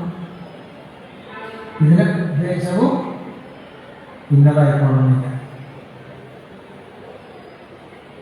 നാമത്തിന്റെ പ്രവൃത്തി ചെയ്യും. അതാ ശബ്ദമേ വേണ്ടു. നാമത്തിന്റെ പ്രവൃത്തി ചെയ്യും. പാട്ട് പാടുന്നവര് ഭാഗവതന്മാരെ എന്തിനാ ഈ പാട്ട് പാടുന്നവരെ പറഞ്ഞിരുന്നില്ല? ചെമ്പൈ വൈദ്യനാഥ ഭാഗവതം കേട്ടില്ലേ? എന്തിനാ ഈ പാട്ട് പാടുന്ന ആൾക്കാരൊക്കെ ഭാഗവതം? അതറിയാനേ പോയി. അതെല്ലാവരും കാരണം ഉണ്ടാകുമല്ലോ. അവര് ഓരോ രാജ്യങ്ങളെ പാടി ഇറങ്ങുമ്പോൾ എന്നൊക്കെ പറഞ്ഞില്ല. പക്ഷെ പലപ്പോഴും വന്നെങ്കിൽ അങ്ങനെ നിൽക്കുമ്പോൾ പാട്ടായി അറിഞ്ഞോ അറിയാതെയോ ഭഗവത് നാമം പാടുകയും കേൾപ്പിക്കുകയും ചെയ്യുന്നവരായതുകൊണ്ടാണ് അവരെ ഭാഗവതര്. അവരുടെ രാഗത്തെ സ്പഷ്ടമാക്കാൻ വേണ്ടി ആയിരിക്കാം. പക്ഷെ ഉപയോഗിക്കുന്നത് നാമമല്ലേ? നാമത്തിന്റെ ഗുണത്തിൽ കഴിഞ്ഞ കൊല്ലം വരെ നമ്മളോടൊപ്പം ഉണ്ടായിരുന്ന കൃഷ്ണപ്രേമി എന്ന കുഞ്ഞാണ് പറയാറുണ്ട്, നഗരങ്ങളിലൊക്കെ ഒരു പ്രത്യേകതയുണ്ട്. അദ്ദേഹം പറയാറ്, ഒരു നായയുടെ കഴുത്തിലൊരു തുറലിട്ടിട്ട് അതിനെ മുമ്പിൽ നടത്തി നമ്മൾ പിന്നാലെ നടത്തും. നാട്ടുമ്പുറത്തല്ല, നാട്ടുമ്പുറത്ത് ഭയങ്കര നടത്തി. നഗരങ്ങളിൽ എത്തുമ്പോഴാണ് ഇതിന്റെ കഴുത്തിൽ കഴിച്ചിട്ടിട്ട് അതിനെ മുമ്പിൽ നടത്തിയിട്ട് നമ്മൾ പിന്നാലെ നടത്തും. അങ്ങനെ ഒരു നായ കൊണ്ട് നടക്കുന്നതാണ്. തെരുവിൽ നിന്ന് മറ്റൊരു നായ ഇതിന്റെ അടുത്തേക്ക് വന്നു. നായും കൂടി എന്താ വർത്താനം പറയുന്നു. അപ്പൊ ഇയാൾക്ക് സഹിക്കില്ല. എന്റെ വില കൂടിയ പട്ടി മറ്റൊരുമായിട്ട് വർത്താനം പറയുകയെ ചുണ്ടിണ്ടാക്കി. അപ്പൊ അതുകൊണ്ട് വേഗം അവനവന്റെ പട്ടിയെ കോരിയെടുക്കുന്നു, മറ്റൊന്നിനെ ആട്ടും. ആ തെരുവിൽ നിന്ന് വന്ന പട്ടിയെ ശി എന്ന് പറഞ്ഞ് ആട്ടുകയും തന്റെ പട്ടിയെ വാ എന്ന് പറഞ്ഞ് വിളിക്കുകയും ചെയ്തു കഴിഞ്ഞാൽ ശിവലോകത്തിന്റെ വാതിൽ തുറന്നതാണ്. അദ്ദേഹം അങ്ങനെ പറയും.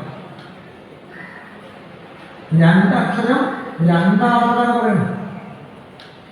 ശി എന്ന് പറഞ്ഞത് തെരുവിലെ പട്ടിയോട്, വാ എന്ന് വിളിച്ചത് തന്റെ പട്ടിയെ. പക്ഷേ ശിവലോകത്തിന്റെ വാതിൽ തുറന്നതാണ്. തിരുനാമം അങ്ങനെയാണ്. അത് ഏതർത്ഥത്തിൽ എവിടെ വെച്ച് എങ്ങനെ ഉച്ചരിക്കപ്പെട്ടാലും നാമം മുഴുവൻ കാണുന്നില്ല. നാമ അക്ഷരം നാവിൽ വരുമ്പോഴേക്കും സകല പാപങ്ങളിലേക്ക് തീർക്കുന്നു. എത്ര പറഞ്ഞാലും ഒരു വിശ്വാസം വന്നില്ലേ? എന്നാലും അങ്ങനെയൊക്കെ ഉണ്ടാവുള്ളൂ. അപ്പോഴാണ് പറയുന്നത്, യഥാഗതം വീര്യതമോ ഉപയുക്തമോ എതിർച്ചയ. അകലും എന്ന് പറഞ്ഞാൽ മരുന്ന്. വീര്യതമോ ഏറ്റവും ശക്തിയുള്ള ചില മരുന്നുകൾ. ഒരാള് ബോധം കിട്ട കിടക്കാം, ആക്സിഡന്റ് പറ്റിയിട്ടായിരിക്കാം, അല്ലെങ്കിൽ വേറെ എന്തെങ്കിലും കാരണം കൊണ്ടായിരിക്കാം, രോഗം മൂർച്ഛിച്ച് ബോധമില്ലാതെ കിടക്കുന്ന ദിവസങ്ങളായി അയാളുടെ ശരീരത്തിലേക്ക് എന്തൊക്കെയോ മരുന്ന് കുത്തിവെക്കുന്നുണ്ട്. ഈ വ്യക്തി അത് അറിയണേയില്ല. പക്ഷേ 5 ദിവസം കഴിഞ്ഞപ്പോൾ അയാൾ ബോധം വന്നു, രോഗം മാറി, വീട്ടിലേക്ക് പോന്നു. തന്റെ ശരീരത്തിൽ മരുന്ന് എത്തിച്ചേരുന്നത് ആരാൾ അറിഞ്ഞിട്ട് പോലുമില്ല. പക്ഷെ മരുന്നിട്ട് പ്രവർത്തിച്ചിട്ടില്ലേ? അതുപോലെയാണ് നമ്മളുടെ നാവിൽ, നമ്മളുടെ കാതിൽ, നമ്മളുടെ മനസ്സിൽ എവിടെയെങ്കിലും ഭഗവത് നാമത്തിന്റെ ഒരു സ്പർശം ഉണ്ടാകുമ്പോഴേക്കും നാമത്തിന് പ്രവൃത്തി ചെയ്യണം. സകല പാപത്തിനില്ലാതെ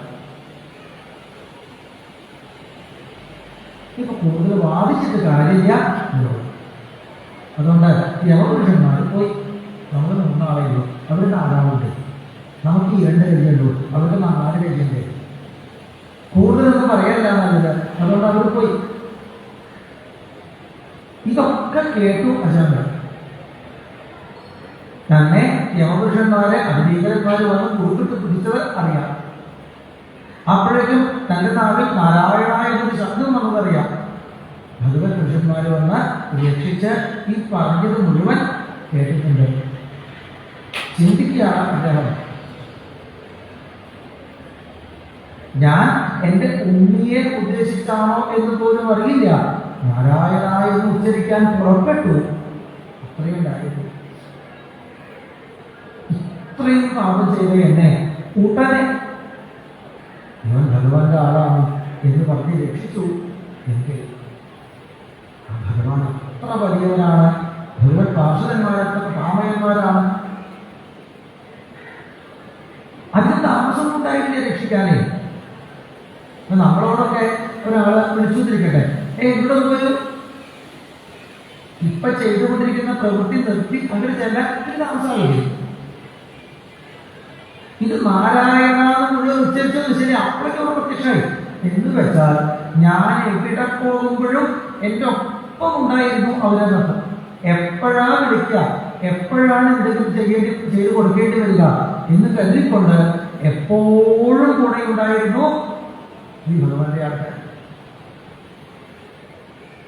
താനറിയാതെ തന്നെ തന്നെ രക്ഷിക്കാനായി എന്നും ഇങ്ങനെ തൻ്റെ ആൾക്കാരെ ഒപ്പം നിർത്തിയ ഭഗവാൻ ഭഗവാന്റെ ആൾക്കാരെ ഒന്ന് നമസ്കരിക്കണ്ടേ എന്ന് തോന്നി. മരിക്കാൻ കിടക്കുന്നിടത്തുനിന്ന് എണീക്കാൻ ശക്തി. ആ നാരായണ ഒരൊറ്റ നാമത്തിന്റെ ശക്തിയാണ്.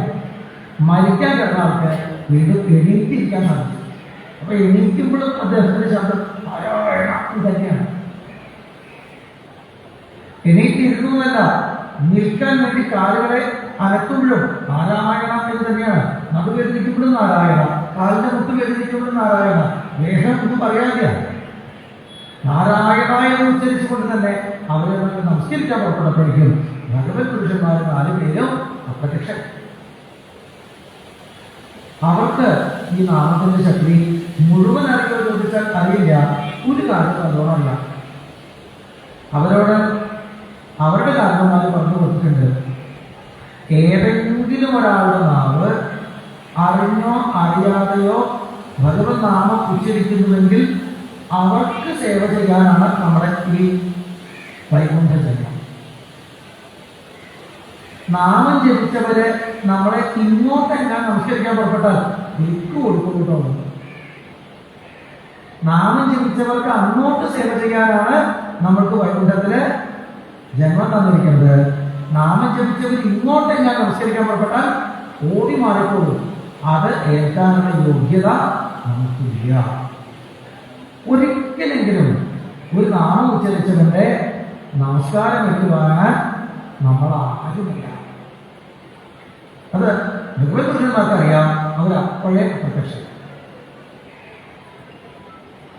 അജാമിളൻ അവർ നിന്ന ദിക്കിലേക്കൊന്ന് നമസ്കരിച്ച് നടന്നു പോകും. നാവിൽ നാരായണ നാരായണ നാരായണ എന്ന നാമമുണ്ട്. കാലുകളെ അത് ആ വീടിന് പുറത്തേക്കാണ് നയിച്ചത്. അങ്ങനെ നടന്നു നീങ്ങുന്നതായ അദ്ദേഹത്തോട് പത്നിയായ സ്ത്രീ, മക്കള് പലരും ഇന്ത്യയിൽ നിന്ന് വിളിച്ചു ചോദിച്ചു, എവിടേക്കായി പോണത്? അദ്ദേഹം നാവിൽ നാമം വെച്ചുകൊണ്ട് തന്നെ ഉള്ളിൽ കരുതുകയാണ്, ഈ ചോദ്യം പണ്ട് അന്ന് എന്നോട് ആരെങ്കിലും ചോദിച്ചിരുന്നെങ്കിൽ എവിടേക്കായി പോണത് എന്ന് ചോദിക്കാൻ അന്നൊരാളില്ലാത്തത്. എവിടേക്കാണ് നിന്റെ ഈ പോക്ക് ഇന്ന് ജീവിതത്തിൽ എവിടെയും ആരും ചോദിച്ചിട്ടില്ല. ഇത്രയൊക്കെ എത്തി. ഇപ്പോ ഭഗവാന്റെ നാമം എന്നെ രക്ഷിച്ചത് ഞാൻ അനുഭവിക്കണം. ആ നാമം ജപിക്കാനാണ് ഇനി അങ്ങോട്ടുള്ള ആയുസ് എന്ന് ഉറപ്പിച്ച് നടക്കുമ്പോൾ പിന്നീട് വിളിച്ചു ചോദിക്കാൻ എവിടേക്കാ പോകുന്നത്? എനിക്ക് ഉറപ്പായിട്ട് എവിടേക്കാ പോകുന്നത്? അവർക്ക് എന്നെ പോകണം.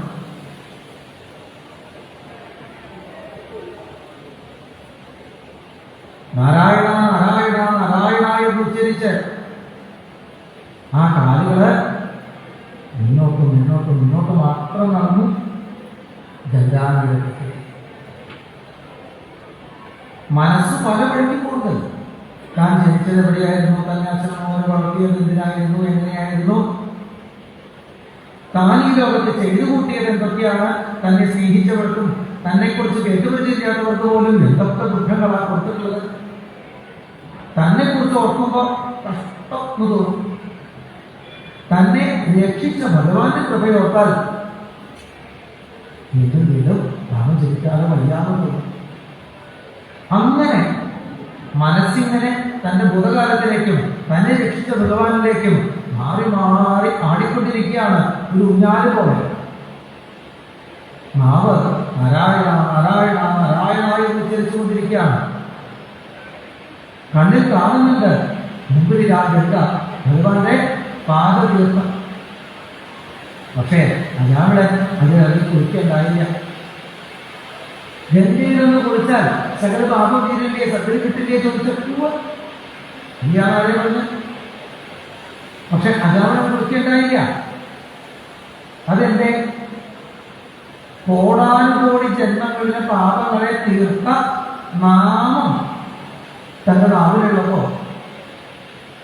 ഇപ്പോഴും തന്റെ നാവ് തിരുനാമം ജപിച്ചുകൊണ്ടിരിക്കുമ്പോ അത് ആരുടെ കൃപ കൊണ്ടാണ് എന്ന കാര്യത്തിൽ സംശയമില്ല.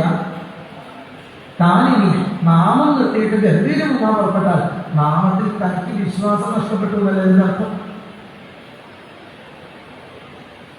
ഇതുവരെ തന്നെ രക്ഷിച്ചെത്തിച്ചതായിട്ടുള്ള തിരുനാമത്തിന് അങ്ങനെ കരുതാൻ പാടുണ്ടോ? ഗംഗ പരമപാവനിയാണ്, ഒഴുകിക്കോട്ടെ, വന്ദനാണ്. പക്ഷെ എനിക്ക് എന്റെ നാമം എന്നെ ഇവിടെ എത്തിച്ചതാണ്. ഗംഗാതീരത്തിരുന്നിട്ട് അതിലൊക്കെ ഇറങ്ങി കുളിക്കാത്തവനെ എന്താ പറയുന്നത്? എത്ര സജ്ജനങ്ങളാണ് ഉണ്ടാകുന്നോ? അവരൊക്കെ എന്താ പറയുന്നത്? അല്ലെ? ഗംഗാതീരത്തിരുന്നിട്ട് ഒന്നങ്ങ് കുളിക്കുക. ആദ്യത്തെ ആൾക്കാര് ഇതെന്താ നിലയിലാണ് വിചാരിച്ചത്. പക്ഷെ പിന്നെ മനസ്സിലായി ഇദ്ദേഹം നാരായണ നാരായണ നാരായണ നാരായണ എന്ന് ഉച്ചരിക്കുന്നതിന് ഒരു മന്ത്രോഞ്ഞ. അദ്ദേഹം ഒരു ഭക്ഷണം കഴിക്കുന്ന കാണാനില്ല, വെള്ളം കുടിക്കുന്ന കാണാനില്ല, ഉറങ്ങണ കാണാനില്ല. അദ്ദേഹത്തിന് അതൊന്നും വേണ്ട. മുമ്പ് അനവധി തരത്തിലുള്ള ഭക്ഷണം കഴിച്ചിട്ടുണ്ട്, പല തരത്തിലും വെള്ളം കുടിച്ചിട്ടുണ്ട്, പല തരത്തിൽ കിടന്ന് ഉറങ്ങിയിട്ടുണ്ട്. അതൊക്കെ അന്ന് അതൊന്നും തന്നെ നരകത്തെ രക്ഷിച്ചിട്ടില്ല. താൻ കഴിച്ച ഭക്ഷണമോ താൻ കുടിച്ച വെള്ളങ്ങളോ താൻ കിടന്നുറങ്ങിയതൊന്നും തന്നെ നരകത്തെ രക്ഷിച്ചിട്ടില്ല. അതല്ല, നാമമാണ് തന്നെ കാത്തുകൊണ്ടിരിക്കുന്നത്. നാമമുള്ളപ്പോ മറ്റൊന്നും വേണ്ട. അദ്ദേഹം തിരുനാമം ഉച്ചരിച്ചുകൊണ്ടേയിരിക്കണോ. 88 വയസ്സിലാണ് മരണത്തിന്റെ അനുഭവം ഉണ്ടായത്. അവിടെ നിന്നാണ് ഗംഗാതീരത്തെത്തിയത്. അത്രയും പ്രായമായൊരു ബാബാജി നാരായണ നാരായണ നാരായണ എന്ന് ഉച്ചരിച്ചുകൊണ്ട് ക്രമേണ ആൾക്കാർക്ക് ചുറ്റും വന്നു കൂടാൻ കഴിയും. അത്ഭുതമായിട്ട് അദ്ദേഹത്തിന് ചുറ്റും ആൾക്കാർ വന്ന് കൂടാൻ തുടങ്ങി. അദ്ദേഹത്തിന് ചില സേവകൾ ചെയ്യാൻ തുടങ്ങി. അദ്ദേഹം അതൊന്നും അറിയുന്നത് പോലും ചെയ്യാൻ നാമം ജപിച്ചുകൊണ്ടിരിക്കുകയാണ്. കുറച്ചു കഴിഞ്ഞപ്പോൾ അദ്ദേഹം എഴുന്നേറ്റ് തുള്ളാൻ തുടങ്ങി. ആനന്ദ നൃത്തം വയ്ക്കാനാണ് നാമം ജപിച്ചുകൊണ്ട്. കാരണം തന്നെ കുറിച്ച്, തന്റെ ഭൂതകാലത്തെക്കുറിച്ച്, താൻ ചെയ്തു കൂട്ടിയ പാപങ്ങളെ കുറിച്ചൊന്നും ഇപ്പൊ മനസ്സ് ഓർക്കുന്നതേയില്ല.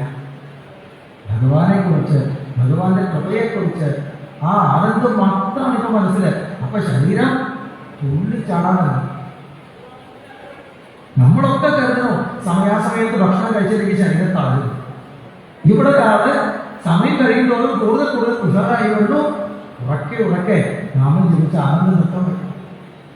എത്ര ആൾക്കാരാണോ അദ്ദേഹത്തിന്റെ ചുറ്റിലും, അവരും നാരായണ നാരായണ നാരായണ എന്ന് നാമം ജപിക്കാൻ തുടങ്ങി.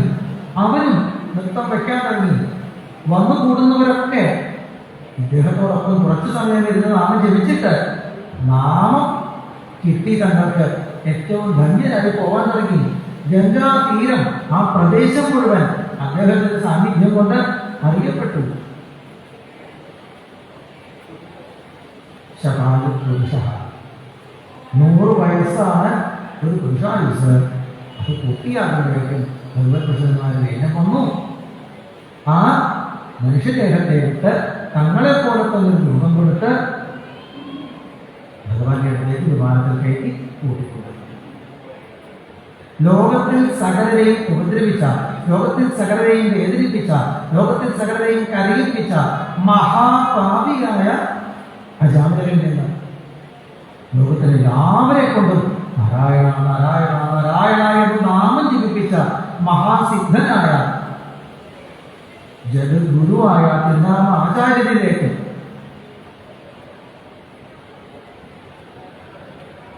ആ പ്രയാണം ചെയ്തിട്ടില്ല. എന്തെങ്കിലും ഒന്ന് ചെയ്തെങ്കിൽ ഇത് ഭഗവാനാണ്. നാവ് നാമത്തിനായിട്ട് വിട്ടുകൊടുത്തു, ഭഗവാന്റെ ഇച്ഛയ്ക്ക് വിട്ടുകൊടുത്തു. തന്നെ ഒന്നും ചെയ്തിട്ടില്ല. കേവലയായ ഭക്തി എന്ന് പറഞ്ഞാൽ ഭഗവാന്റെ കൃപയെക്കുറിച്ച് ചിന്തിക്കുന്നു. നമ്മൾക്ക് ഓരോരുത്തർക്കും ഇവിടെ മനുഷ്യജന്മം തന്നത് ഭഗവാൻ തന്നെയാണ്. എന്തിനാ മനുഷ്യജന്മം തന്നത്? ഇതിനു മുൻപ് എത്ര ലക്ഷം ജന്മങ്ങൾ മൃഗങ്ങളായിട്ടും പക്ഷികളായിട്ടും മരങ്ങളായിട്ടും കീടങ്ങളായിട്ടും മത്സ്യങ്ങളായിട്ടും മൃഗങ്ങളായിട്ടും ശലഭങ്ങളായിട്ടും അങ്ങനെ കഴിഞ്ഞു നടന്നതായിട്ടുള്ള ഒരു ജീവന് മനുഷ്യജന്മം തന്നത് ഇതുകൊണ്ട് ഭക്തിജ്ഞാന വൈരാഗ്യങ്ങളെ വേണ്ട പോലെ സമ്പാദിച്ച് സംസാരത്തിൽ നിന്ന് മോചിച്ചോട്ടെ എന്ന് കരുതിയിട്ടാണ്. അത് വലിയ വലിയ ഉദാഹരണങ്ങൾക്ക് മാത്രമല്ല, മനുഷ്യജന്മം കിട്ടിയ എല്ലാ ജീവന്മാർക്കും അതിനാണ് തന്നിരിക്കുന്നത് ഭഗവാൻ. പക്ഷെ നമ്മൾ എന്തിനായിട്ടാണ് ഈ മനുഷ്യജന്മത്തെ ഉപയോഗിച്ചത്? ഇത്ര കാലത്ത് ആയുസ്സിനെ ഉപയോഗിച്ചത്. എന്നിട്ടും ഭഗവാൻ നമ്മളോട് പിണങ്ങുന്നില്ലല്ലോ. ഭഗവാൻ ഈ ജന്മം തന്നത് എന്തിനാണ്? നമ്മളത് ഉപയോഗിച്ചത് എന്തിനാണ്? ഇത്ര കാലം കഴിഞ്ഞിട്ടും ഭഗവാൻ നമ്മളോട് പിണങ്ങല്ല. പിന്നെയും നമ്മളെ ക്ഷേത്രങ്ങളിലേക്ക് കൊണ്ടുപോവുകയാണ്, ഭാഗവതം കേൾപ്പിക്കുകയാണ്, നാമം ജപിപ്പിക്കുകയാണ്. ഞാൻ എന്നാലും നിന്നെ ഇഷ്ടപ്പെടും. പണ്ടൊരു സിനിമ പാട്ട് കേട്ടില്ലേ? എന്തു പറഞ്ഞാലും നീ എൻ്റെ ഭഗവാൻ നമ്മളോട് പറയണേ, നീ എങ്ങനെയൊക്കെ നടന്നാലും എനിക്ക് നിന്നെ സ്നേഹിക്കാതിരിക്കാൻ പറ്റുമോ? നീ എൻ്റെ കളെ. ഭഗവാൻ വീണ്ടും വീണ്ടും വീണ്ടും നീ എൻ്റെ കുഞ്ഞാണ് എന്ന് നമ്മളോട് പറയുമ്പോൾ നമ്മൾ ഇപ്പോഴും അല്ലല്ല ഞാൻ മറ്റെന്തോ ഒന്നാണ് എന്ന് മാത്രം ധരിച്ചിരിക്കുന്നവരാണെങ്കിൽ എന്ത് വേണ്ടു? ഭഗവാന്റെ ആ സ്നേഹത്തെ ഒന്ന് ഓർത്താൽ, ഭഗവാൻ തന്ന ജന്മത്തെ നമ്മൾ എങ്ങനെയൊക്കെ ഉപയോഗിച്ചു എന്ന് ഓർത്താൽ, എന്നിട്ടും ഭഗവാൻ നമ്മളെ സ്നേഹിക്കുന്നുവല്ലോ എന്ന് ഓർത്താൽ, എങ്ങനെയാണ് ആ ഭഗവാന്റെ നാമം ഞാൻ ജപിക്കാതെ, എങ്ങനെയാണ് ആ ഭഗവാനെ ഞാൻ നമസ്കരിക്കാതെ? ശേഷായുഷയെ എന്ന് പറഞ്ഞില്ലേ ചേരപ്പറമ്പ്? ഇതുവരെയുള്ള ആയുസ് അങ്ങനെ പോയി, ഇനിയുള്ള ആയുസ് സന്തോഷിപ്പിച്ചോളാം. എങ്ങനെയാണ് തോന്നാതെ? കഥമാണ് ബുദ്ധിസത്യക്കുവാൻ പറ്റാ. ഭഗവാൻ നമുക്ക് എന്ത് തന്നു എന്ന് ബോധമുള്ളവൻ എങ്ങനെ ഭഗവാനെ നാമം ജപിക്കാതിരിക്കും? എങ്ങനെ ഭഗവാനെ നമസ്കരിക്കാതിരിക്കും? അതാണ് കേവലയായ ഭക്തി. നമ്മളൊക്കെ ക്ഷേത്രത്തിൽ പോകുന്നുണ്ടെങ്കിൽ, നാമം ജപിക്കുന്നുണ്ടെങ്കിൽ, ഭാഗവതം വായിക്കുന്നുണ്ടെങ്കിൽ, ഏകാശം ഒക്കെ ഉണ്ടെങ്കിൽ ഒക്കെ അതിന്റെ നിർദ്ദേശം എന്തിനാണ് ചെയ്യുന്നത്? കൃത്യമായിട്ട് ഉത്തരണ്ട്. എന്നാൽ ഭക്തന് എന്തിനാ ഇതൊക്കെ ചെയ്യുന്നത്? കൃത്യുത്തരേ ഉള്ളൂ. എങ്ങനെ ചെയ്യാതിരിക്കുക? എങ്ങനെ ഞാൻ നാമം ജീവിക്കാതിരിക്കുക? എങ്ങനെയാ ഞാൻ അമൃതം പോവാതിരിക്കുക? എങ്ങനെയാ ഞാൻ ഏകാശം ഓർക്കാതിരിക്കുക? എങ്ങനെയാ ഞാൻ ഭഗവാനെ സേവിക്കാതിരിക്കുക? ഭഗവാൻ എനിക്ക് തന്നവർക്ക്, ഭഗവാൻ എന്നെ സ്നേഹിക്കുന്നവർക്ക്. അതാണ് കേവലയായ ഭക്തി. മന കൃഷ്ണപദാരവിന്ദയോ നിവേശിതം ഗുണരാഗി എന്ന് പറയപ്പെടുന്നു. അജാമിളന്റെ കഥ ഇപ്രകാരം 2 അധ്യായത്തിലായിട്ട് മറക്കി നിർത്തി. 3-ാമത്തെ അധ്യായത്തില് യമപുരുഷന്മാര് യമധർമ്മയുടെ അടുത്ത് ചെന്ന് അവർക്കുണ്ടായ അനുഭവത്തെ പറഞ്ഞ് കേൾപ്പിച്ചത്. ആരാണ് അജാമിളയെ മോചിപ്പിക്കാനായി അവർ എത്തിച്ചേർന്നത്? ആ രൂപവർണ്ണനെ കുറച്ചൊന്ന് കേട്ടപ്പോഴേക്കും യമധർമ്മൻ ആ തൻ്റെ പാർശ്വനായി നമസ്കരിച്ചു എന്ന് പറയും. നിങ്ങൾ അവരെ കണ്ടില്ല. നാരായണ എന്നൊന്ന് ഉച്ചരിച്ച അജാമിളന്റെ അടുത്ത് നിങ്ങളും ഉണ്ടായിരുന്നു എന്നതുകൊണ്ടാണ്. നിങ്ങൾ അജാമിളനെ നരകത്തിലേക്ക് കൊണ്ടുപോകാനായിട്ടാണ് അങ്ങോട്ട് ചെന്നത്. എന്തിനു പോയിക്കോട്ടെ, നാരായണ എന്ന് ഉച്ചരിക്കുന്ന അജാമിളന്റെ അടുത്ത് നിങ്ങളുണ്ടായിരുന്നു. അതുകൊണ്ടാണ് നിങ്ങൾക്ക് ബന്ധമുക്തികളായ ഭഗവാന്മാരെ, ഭഗവത് ഭക്തന്മാരെ കാണാൻ സാധിച്ചത്. ഭഗവാന്റെ ആൾക്കാർ എപ്പോഴും ഉണ്ടാവും. ഏതെങ്കിലും തരത്തിൽ ഭഗവാനെ സേവിച്ചിട്ടുള്ളവരെ രക്ഷിച്ചുകൊണ്ട് രൂപ സ്വഭാവ. ഭഗവാന്റെ രൂപം, ഭഗവാന്റെ ഗുണം, ഭഗവാന്റെ സ്വഭാവം. ഭഗവത് പുരുഷന്മാരെ ഭഗവത് ചൈതന്യങ്ങൾ എപ്പോഴും ചുറ്റിലുമുണ്ടാവും. ഈ വല്ലപ്പോഴും ആദ്യ സംക്രാന്തിക്ക് രണ്ട് നാമം ജപിക്കാൻ നമ്മൾക്ക് ഭഗവാൻ കൂടെ ഉണ്ടായിരിക്കാമെന്ന് പറഞ്ഞാൽ പെട്ടെന്ന് മനസ്സിലാവും. എന്നാൽ എപ്പോഴും നാമം ജപിക്കുന്ന, സൽക്കർമ്മങ്ങൾ ചെയ്യുന്ന ചില വ്യക്തികൾക്ക് എന്തോ ഒരു പ്രകാശവലയം ചുറ്റിലുമുള്ളതുപോലെ നമുക്ക് അനുഭവമാവാറുണ്ട്. പുതിയ കാലത്ത് അതിനെ ഓറ എന്ന് വിളിക്കാറുണ്ട്. എന്തോ ഒരു പ്രഭാവലയം.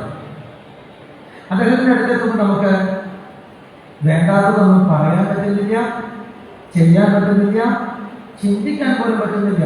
എന്തോ ഒരു പ്രഭാവം നമ്മളെ സ്നേഹം കൊണ്ട് കീഴ്പ്പെടുത്തുന്നു.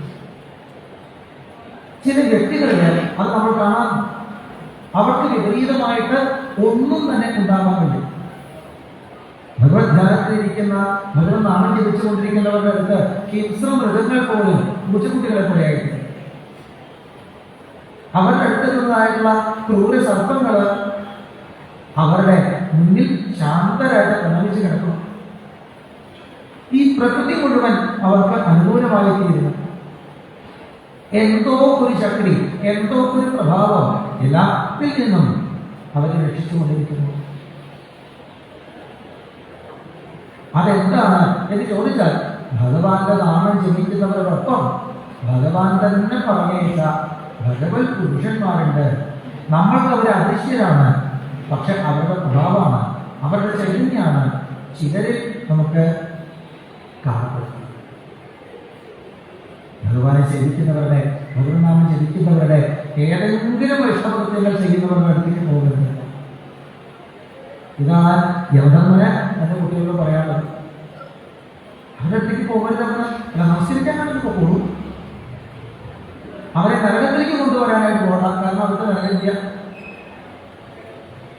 അവരെ ഏതെങ്കിലും തരത്തിൽ ഇങ്ങനെ പീഡിപ്പിക്കാൻ, നരകത്തിൽ കൊണ്ടുവന്ന് താടിക്കാൻ നമ്മൾക്ക് ശക്തിയില്ല. ഭാഗവത ധർമ്മം അറിയുന്നവർ 12 പേര്: ശംഭോ നാരദ ശംഭു കുമാര കല്ലോ മനോ പ്രഹ്ലാദോ ജനകോ ഭീഷ്മോ ബലോ വല്യാസികർ വയ ദ്വാദശൈതയും ജാനിമ. 12ാമനാണ് ഞാൻ. എനിക്കറിയാവുന്ന ഭാഗവത ധർമ്മം ഇത്രയേ ഉള്ളൂ.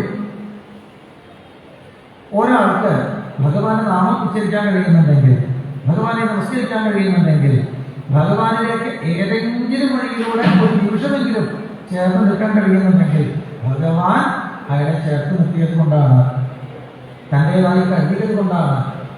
അത്തരം ഒരാളെ ഭഗവാൻ നോക്കിക്കൊള്ളുന്നു.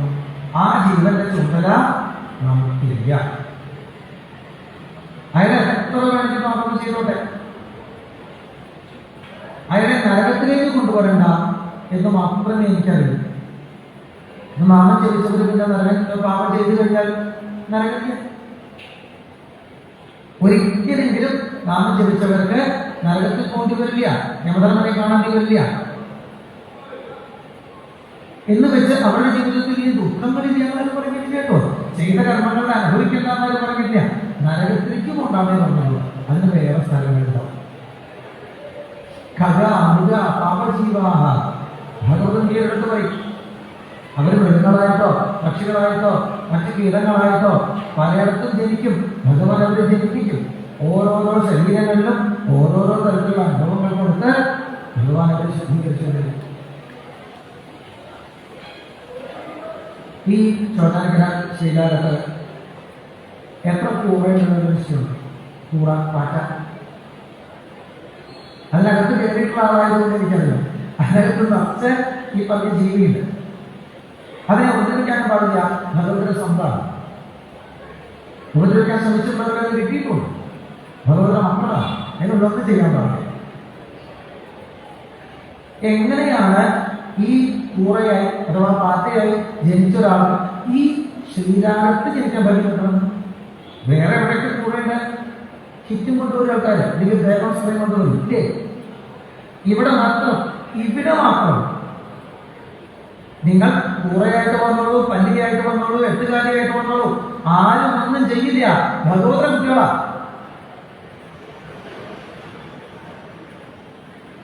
അത്തരം ജന്മങ്ങൾ കൊടുക്കും. അതിൻ്റെതായ ദുഃഖങ്ങൾ, ദുരിതങ്ങൾ, പലതരത്തിലുള്ള പരാധീനതകൾ ഉണ്ടാവും. പക്ഷേ അതൊക്കെ അനുഭവിച്ച് നല്ലൊരു മനുഷ്യജന്മം ഉണ്ടായിരുന്ന ഞാൻ ഇങ്ങനെ കൂടെയായി പോയില്ലോ, ഇങ്ങനെ പല്ലിയായി പോയില്ലോ എന്ന് വിഷമിക്കും. ഇനി ഒരു ജന്മം അങ്ങനെ വേണ്ട എന്ന് ആഗ്രഹിക്കും. ചിലപ്പോ ഭഗവതിക്ക് അഭിഷേകം ചെയ്തതായുള്ള ആ തീർത്ഥ ജലത്തിൽ നിന്ന് ഒരു തുള്ളി കുറ്റം കിട്ടിയേക്കാം. ഭഗവതിക്ക് നേരിച്ച ഒരു അവരിന്റെ പണി അവിടെ കണ്ടു കിടക്കുന്നത് തിന്നാൻ കിട്ടിയേക്കാം. ഇത്തരം പ്രസാദങ്ങളിലൂടെ, ഇത്തരം അനുഗ്രഹങ്ങളിലൂടെ വീണ്ടും വീണ്ടും ശുദ്ധീകരിക്കപ്പെടും. എത്രയെത്ര വാർത്ത ചെയ്തിട്ടുണ്ട്. അവയൊക്കെ ഓരോരോ ഇടത്ത് ഓരോരോ രൂപത്തിൽ ജന്മങ്ങളെ കൊടുത്ത് ശുദ്ധീകരിച്ചെടുത്ത് തന്നിലേക്ക് മനസ്സിനെ പൂർണ്ണമായിട്ട് ദൈഹിക്കും വലയ്ക്കും കൊണ്ട് നടന്ന് ഇനി ഒരു ജന്മം വേണ്ടാതെ നിന്ന് കൂടിയെടുക്കാൻ അമ്മക്കറിയാം. അത് അമ്മ നോക്കിക്കോളൂ. അവരെ നരകത്തിലേക്ക് നമ്മൾ കൊണ്ടുവരാം. ഇതാണ് യമധർമ്മന് തൻ്റെ ആൾക്കാരോട് പറയാനുള്ളത്. നമ്മളൊക്കെ എപ്പോഴൊക്കെയോ ഈശ്വരസേവ ചെയ്തിട്ടുള്ളവരാണ് എന്നതുകൊണ്ട് നരകം ചെയ്യാമെന്ന് കരുതി ഇനി എന്തും ചെയ്യാമെന്ന് കരുതി പുറപ്പെടണ്ട. തല്ല യമധർമ്മനല്ലാതെ പറഞ്ഞുള്ളൂ. ഗുരുവായൂരം തന്നെയാവും, ചോട്ടാനിക്രമം തന്നെയാവും. അതുകൊണ്ട് കർമ്മങ്ങളെ ചെയ്യുമ്പോൾ കൂടുതൽ ശ്രദ്ധിക്കണം. നമ്മൾ ഭാഗവതം വായിക്കുന്നവരാണ്, നാം ജപിക്കുന്നവരാണ്. അരുതാത്തിൽ എന്തെങ്കിലും ചെയ്താൽ കാണുന്നവരെന്താ പരിഗണിച്ചല്ലോ. ഭാഗവതം വരുന്നവരെങ്ങനെ, നാമം ജപിക്കുന്നവരെങ്ങനെ, ഭക്തജനങ്ങൾ എങ്ങനെ എന്ന് ചോദിച്ചാൽ ആർക്കാണ് നമുക്ക്. നമ്മൾ കുട്ടിയായിരിക്കുന്ന സമയത്തെ എന്തെങ്കിലും അരുതാത്തത് ചെയ്യുമ്പോ കാണുന്നവർ ചോദിക്കും, ഇത് ആരുടെ മകന. നമ്മൾ അരുതാത്തത് ചെയ്താൽ നമ്മുടെ അച്ഛനാ നമുക്കില്ല, അല്ലേ? നമ്മൾ ഭാഗവതം വായിക്കുന്നവര്, നമ്മൾ നാമം ജപിക്കുന്നവര് അരുതാത്തത് എന്തെങ്കിലും ചെയ്യുന്നതായാൽ ആൾക്കാര് ഭഗവാനെയാണ്, ഭഗവതിയാണ് പറയുന്നത്. ഇത് ഒന്നു വെക്കാൻ വയ്യ. ഞാൻ ചെയ്യുന്ന കർമ്മം കൊണ്ട് എന്റെ ഭഗവാന്, എന്റെ ഭഗവതിക്ക്, ശ്രീ ഭാഗവതത്തിന് നമ്മുടെ ചിത്രപ്പേര് വരാൻ വയ്യ എങ്കിൽ അത് ശരിയരുത്. നമ്മൾക്ക് മാത്രമല്ല ദോഷം. ഭാഗവതനായ ഒരു വ്യക്തി അരുതാത്തം ചെയ്താൽ ഭാഗവതന്മാരുടെ കൂട്ടത്തിന് മുഴുവൻ അത് കാരണമായിട്ട് എഴുന്നേക്കാം. അത് നമ്മൾ കാരണം മറ്റൊരാൾക്ക് ഇനി വേദനയുണ്ടാവില്ല. ഇതുപോലെ പറ്റിയത് പറ്റി നമ്മൾ കാരണം ഇനി ഒരാൾക്ക് അത്തരം സങ്കടം ഉണ്ടാവരുത് എന്ന് കരുതുമെങ്കിൽ കൂടുതൽ ശ്രദ്ധയുള്ളവരാണ്. കഴിഞ്ഞു പോയ കാലത്ത് തിരുത്താൻ പറ്റിയ ഇനി അങ്ങോട്ട് കൂടുതൽ ശ്രദ്ധയോടെ നടക്കാം. അതേ നമുക്ക് സാധിക്കുള്ളൂ. അതിന് പുറപ്പെടണം എന്നാണ് ഈ ഒരു ഭാഗം നമ്മളെ വീണ്ടും വീണ്ടും ഓർമ്മിപ്പിച്ചുകൊണ്ടിരിക്കുന്നത്. എന്തായാലും സമയം മുഴുവനായി. ഇത്രയും സമയം ഇവിടെ ഇരിക്കാൻ, എന്തോ ചെറുത് പറയാൻ അമ്മ ഭാഗ്യം തന്നു. കേൾക്കാൻ പല ആൾക്കാരെയും തന്നു. ചെറുതായിക്കരെ പറ്റി പണ്ട് ഞാൻ കണ്ടിട്ടുണ്ട്. ഇപ്പോഴത്തെ എനിക്കറിയില്ല. എവിടെയെങ്കിലും എന്തെങ്കിലുമൊക്കെ പറഞ്ഞു കഴിഞ്ഞാൽ കേൾക്കാൻ ആരും ഉണ്ടാവില്ല. മനസ്സിന് ചില വിഭ്രാന്തി ആൾക്കാരെ ധാരാളം കാണേ. അവരവിടെ എന്തെങ്കിലുമൊക്കെ പറയാം. എന്നാൽ ഇവിടെ ഇരുന്ന് എന്ത് പറഞ്ഞാലും അത് കേൾക്കാൻ കുറേ ആൾക്കാരെ തന്നു. എന്തോ ഭ്രാന്ത് പറയുന്നവരിൽ നിന്ന് ഭഗവാനെ കുറിച്ച് പറയുന്നവരാക്കി മാറ്റിയിരിക്കും. അമ്മയുടെ കാരുണ്യത്തിൻ്റെ മുമ്പിൽ വീണ്ടും വീണ്ടും നമസ്കരിക്കണം. എന്നല്ലാതെ നമുക്കൊന്നും ചെയ്യാൻ പറ്റില്ല. ഗുരുനാഥനായ സ്വാമികൾക്കും യശോയുടെ കൃപാകത്തിൽ നമസ്കരിക്കണം. കായേന വാചാ മനസേന്ദ്രിയർവാ ബുദ്ധ്യാത്മനാവാ സ്വഭാവാൽ കരോമി സകലം പരസ്മൈ നാരായണായേതി സമർപ്പയാമി. രാധാരമണ മുകുന്ദ മുരാരേ ശരണം മേ തവ ചരണയുഗം പവനപുരേശാരാധാകൃഷ്ണ ശരണം മേ തവ ചരണയുഗം. ദേവി മഹേശ്വരി പാർവതി ശങ്കരി ശരണം മേ തവ ചരണയുഗം. സാംബ സദാശിവ ശംഭോ ശങ്കര ശരണം മേ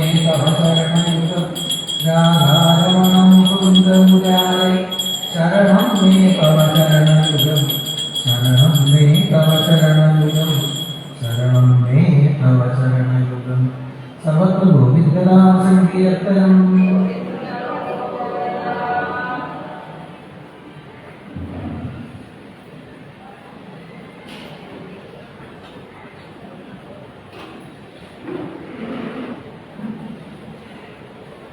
അമ്മേ നാരായണ, ദേവി നാരായണ, ലക്ഷ്മി നാരായണ, ഭദ്രേ നാരായണ. അനുഗ്രഹീതമായ വാക്കുകളിലൂടെ അജാമിള മോക്ഷം എന്ന ഷഷ്ഠസ്കന്ധം പോഷണം എന്തെങ്കിലും ചില വിഷമങ്ങൾ നമ്മുടെ ഭാഗത്തു നിന്ന് മറ്റുള്ളവർക്ക് ചെയ്തിട്ടുണ്ടെങ്കിൽ അത് പാപമായിട്ട് വരുമെന്നും നരകമായിട്ട് അനുഭവിക്കേണ്ടി വരുമെന്നും, പക്ഷേ അറിയാണ്ട് ചെയ്ത എന്തെങ്കിലും തെറ്റുകളുണ്ടെങ്കിൽ നാമജപം കൊണ്ട് സത്സംഗത്തിൽ വന്ന സജ്ജനങ്ങളുമായിട്ടുള്ള സമ്പർക്കം കൊണ്ട് അവിടുന്ന് രക്ഷപ്പെട്ടു വരാൻ സാധിക്കും. പലരും പെട്ടുപോയവരാണ്.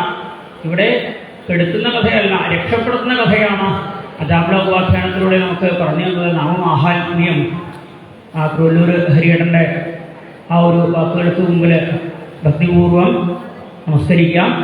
ഇനി നാരായണീയ പാരായണമാണ്. 2 മണി വരെ. 2 മണിക്ക് വീണ്ടും പാരായണം ആരംഭിക്കും. 3:30 ഇദ്ദേഹത്തിൻ്റെ തന്നെ ഇപ്പോൾ പാരായണം ചെയ്ത അദ്ദേഹത്തിൻ്റെ തന്നെ ഏട്ടനായിട്ടുള്ള സഹോദരനായിട്ടുള്ള കുരുവല്ലൂർ കൃഷ്ണ നമ്പൂതിരിയാണ് അടുത്ത പ്രഭാഷണം. 3:30 ആ കുരുവല്ലൂർ ഹരിയേട്ടന് ചോറ്റാനിക്കര ദേവസ്വത്തിൻ്റെ ആ ഒരു സന്തോഷം അറിയിക്കാനായിട്ട് ദേവസ്വത്തിൻ്റെ ചുമതലപ്പെട്ടവർ വേദിയിലേക്ക് ക്ഷണിക്കുകയാണ്. നാരായണീയ പാരായണം ആരംഭിക്കാം.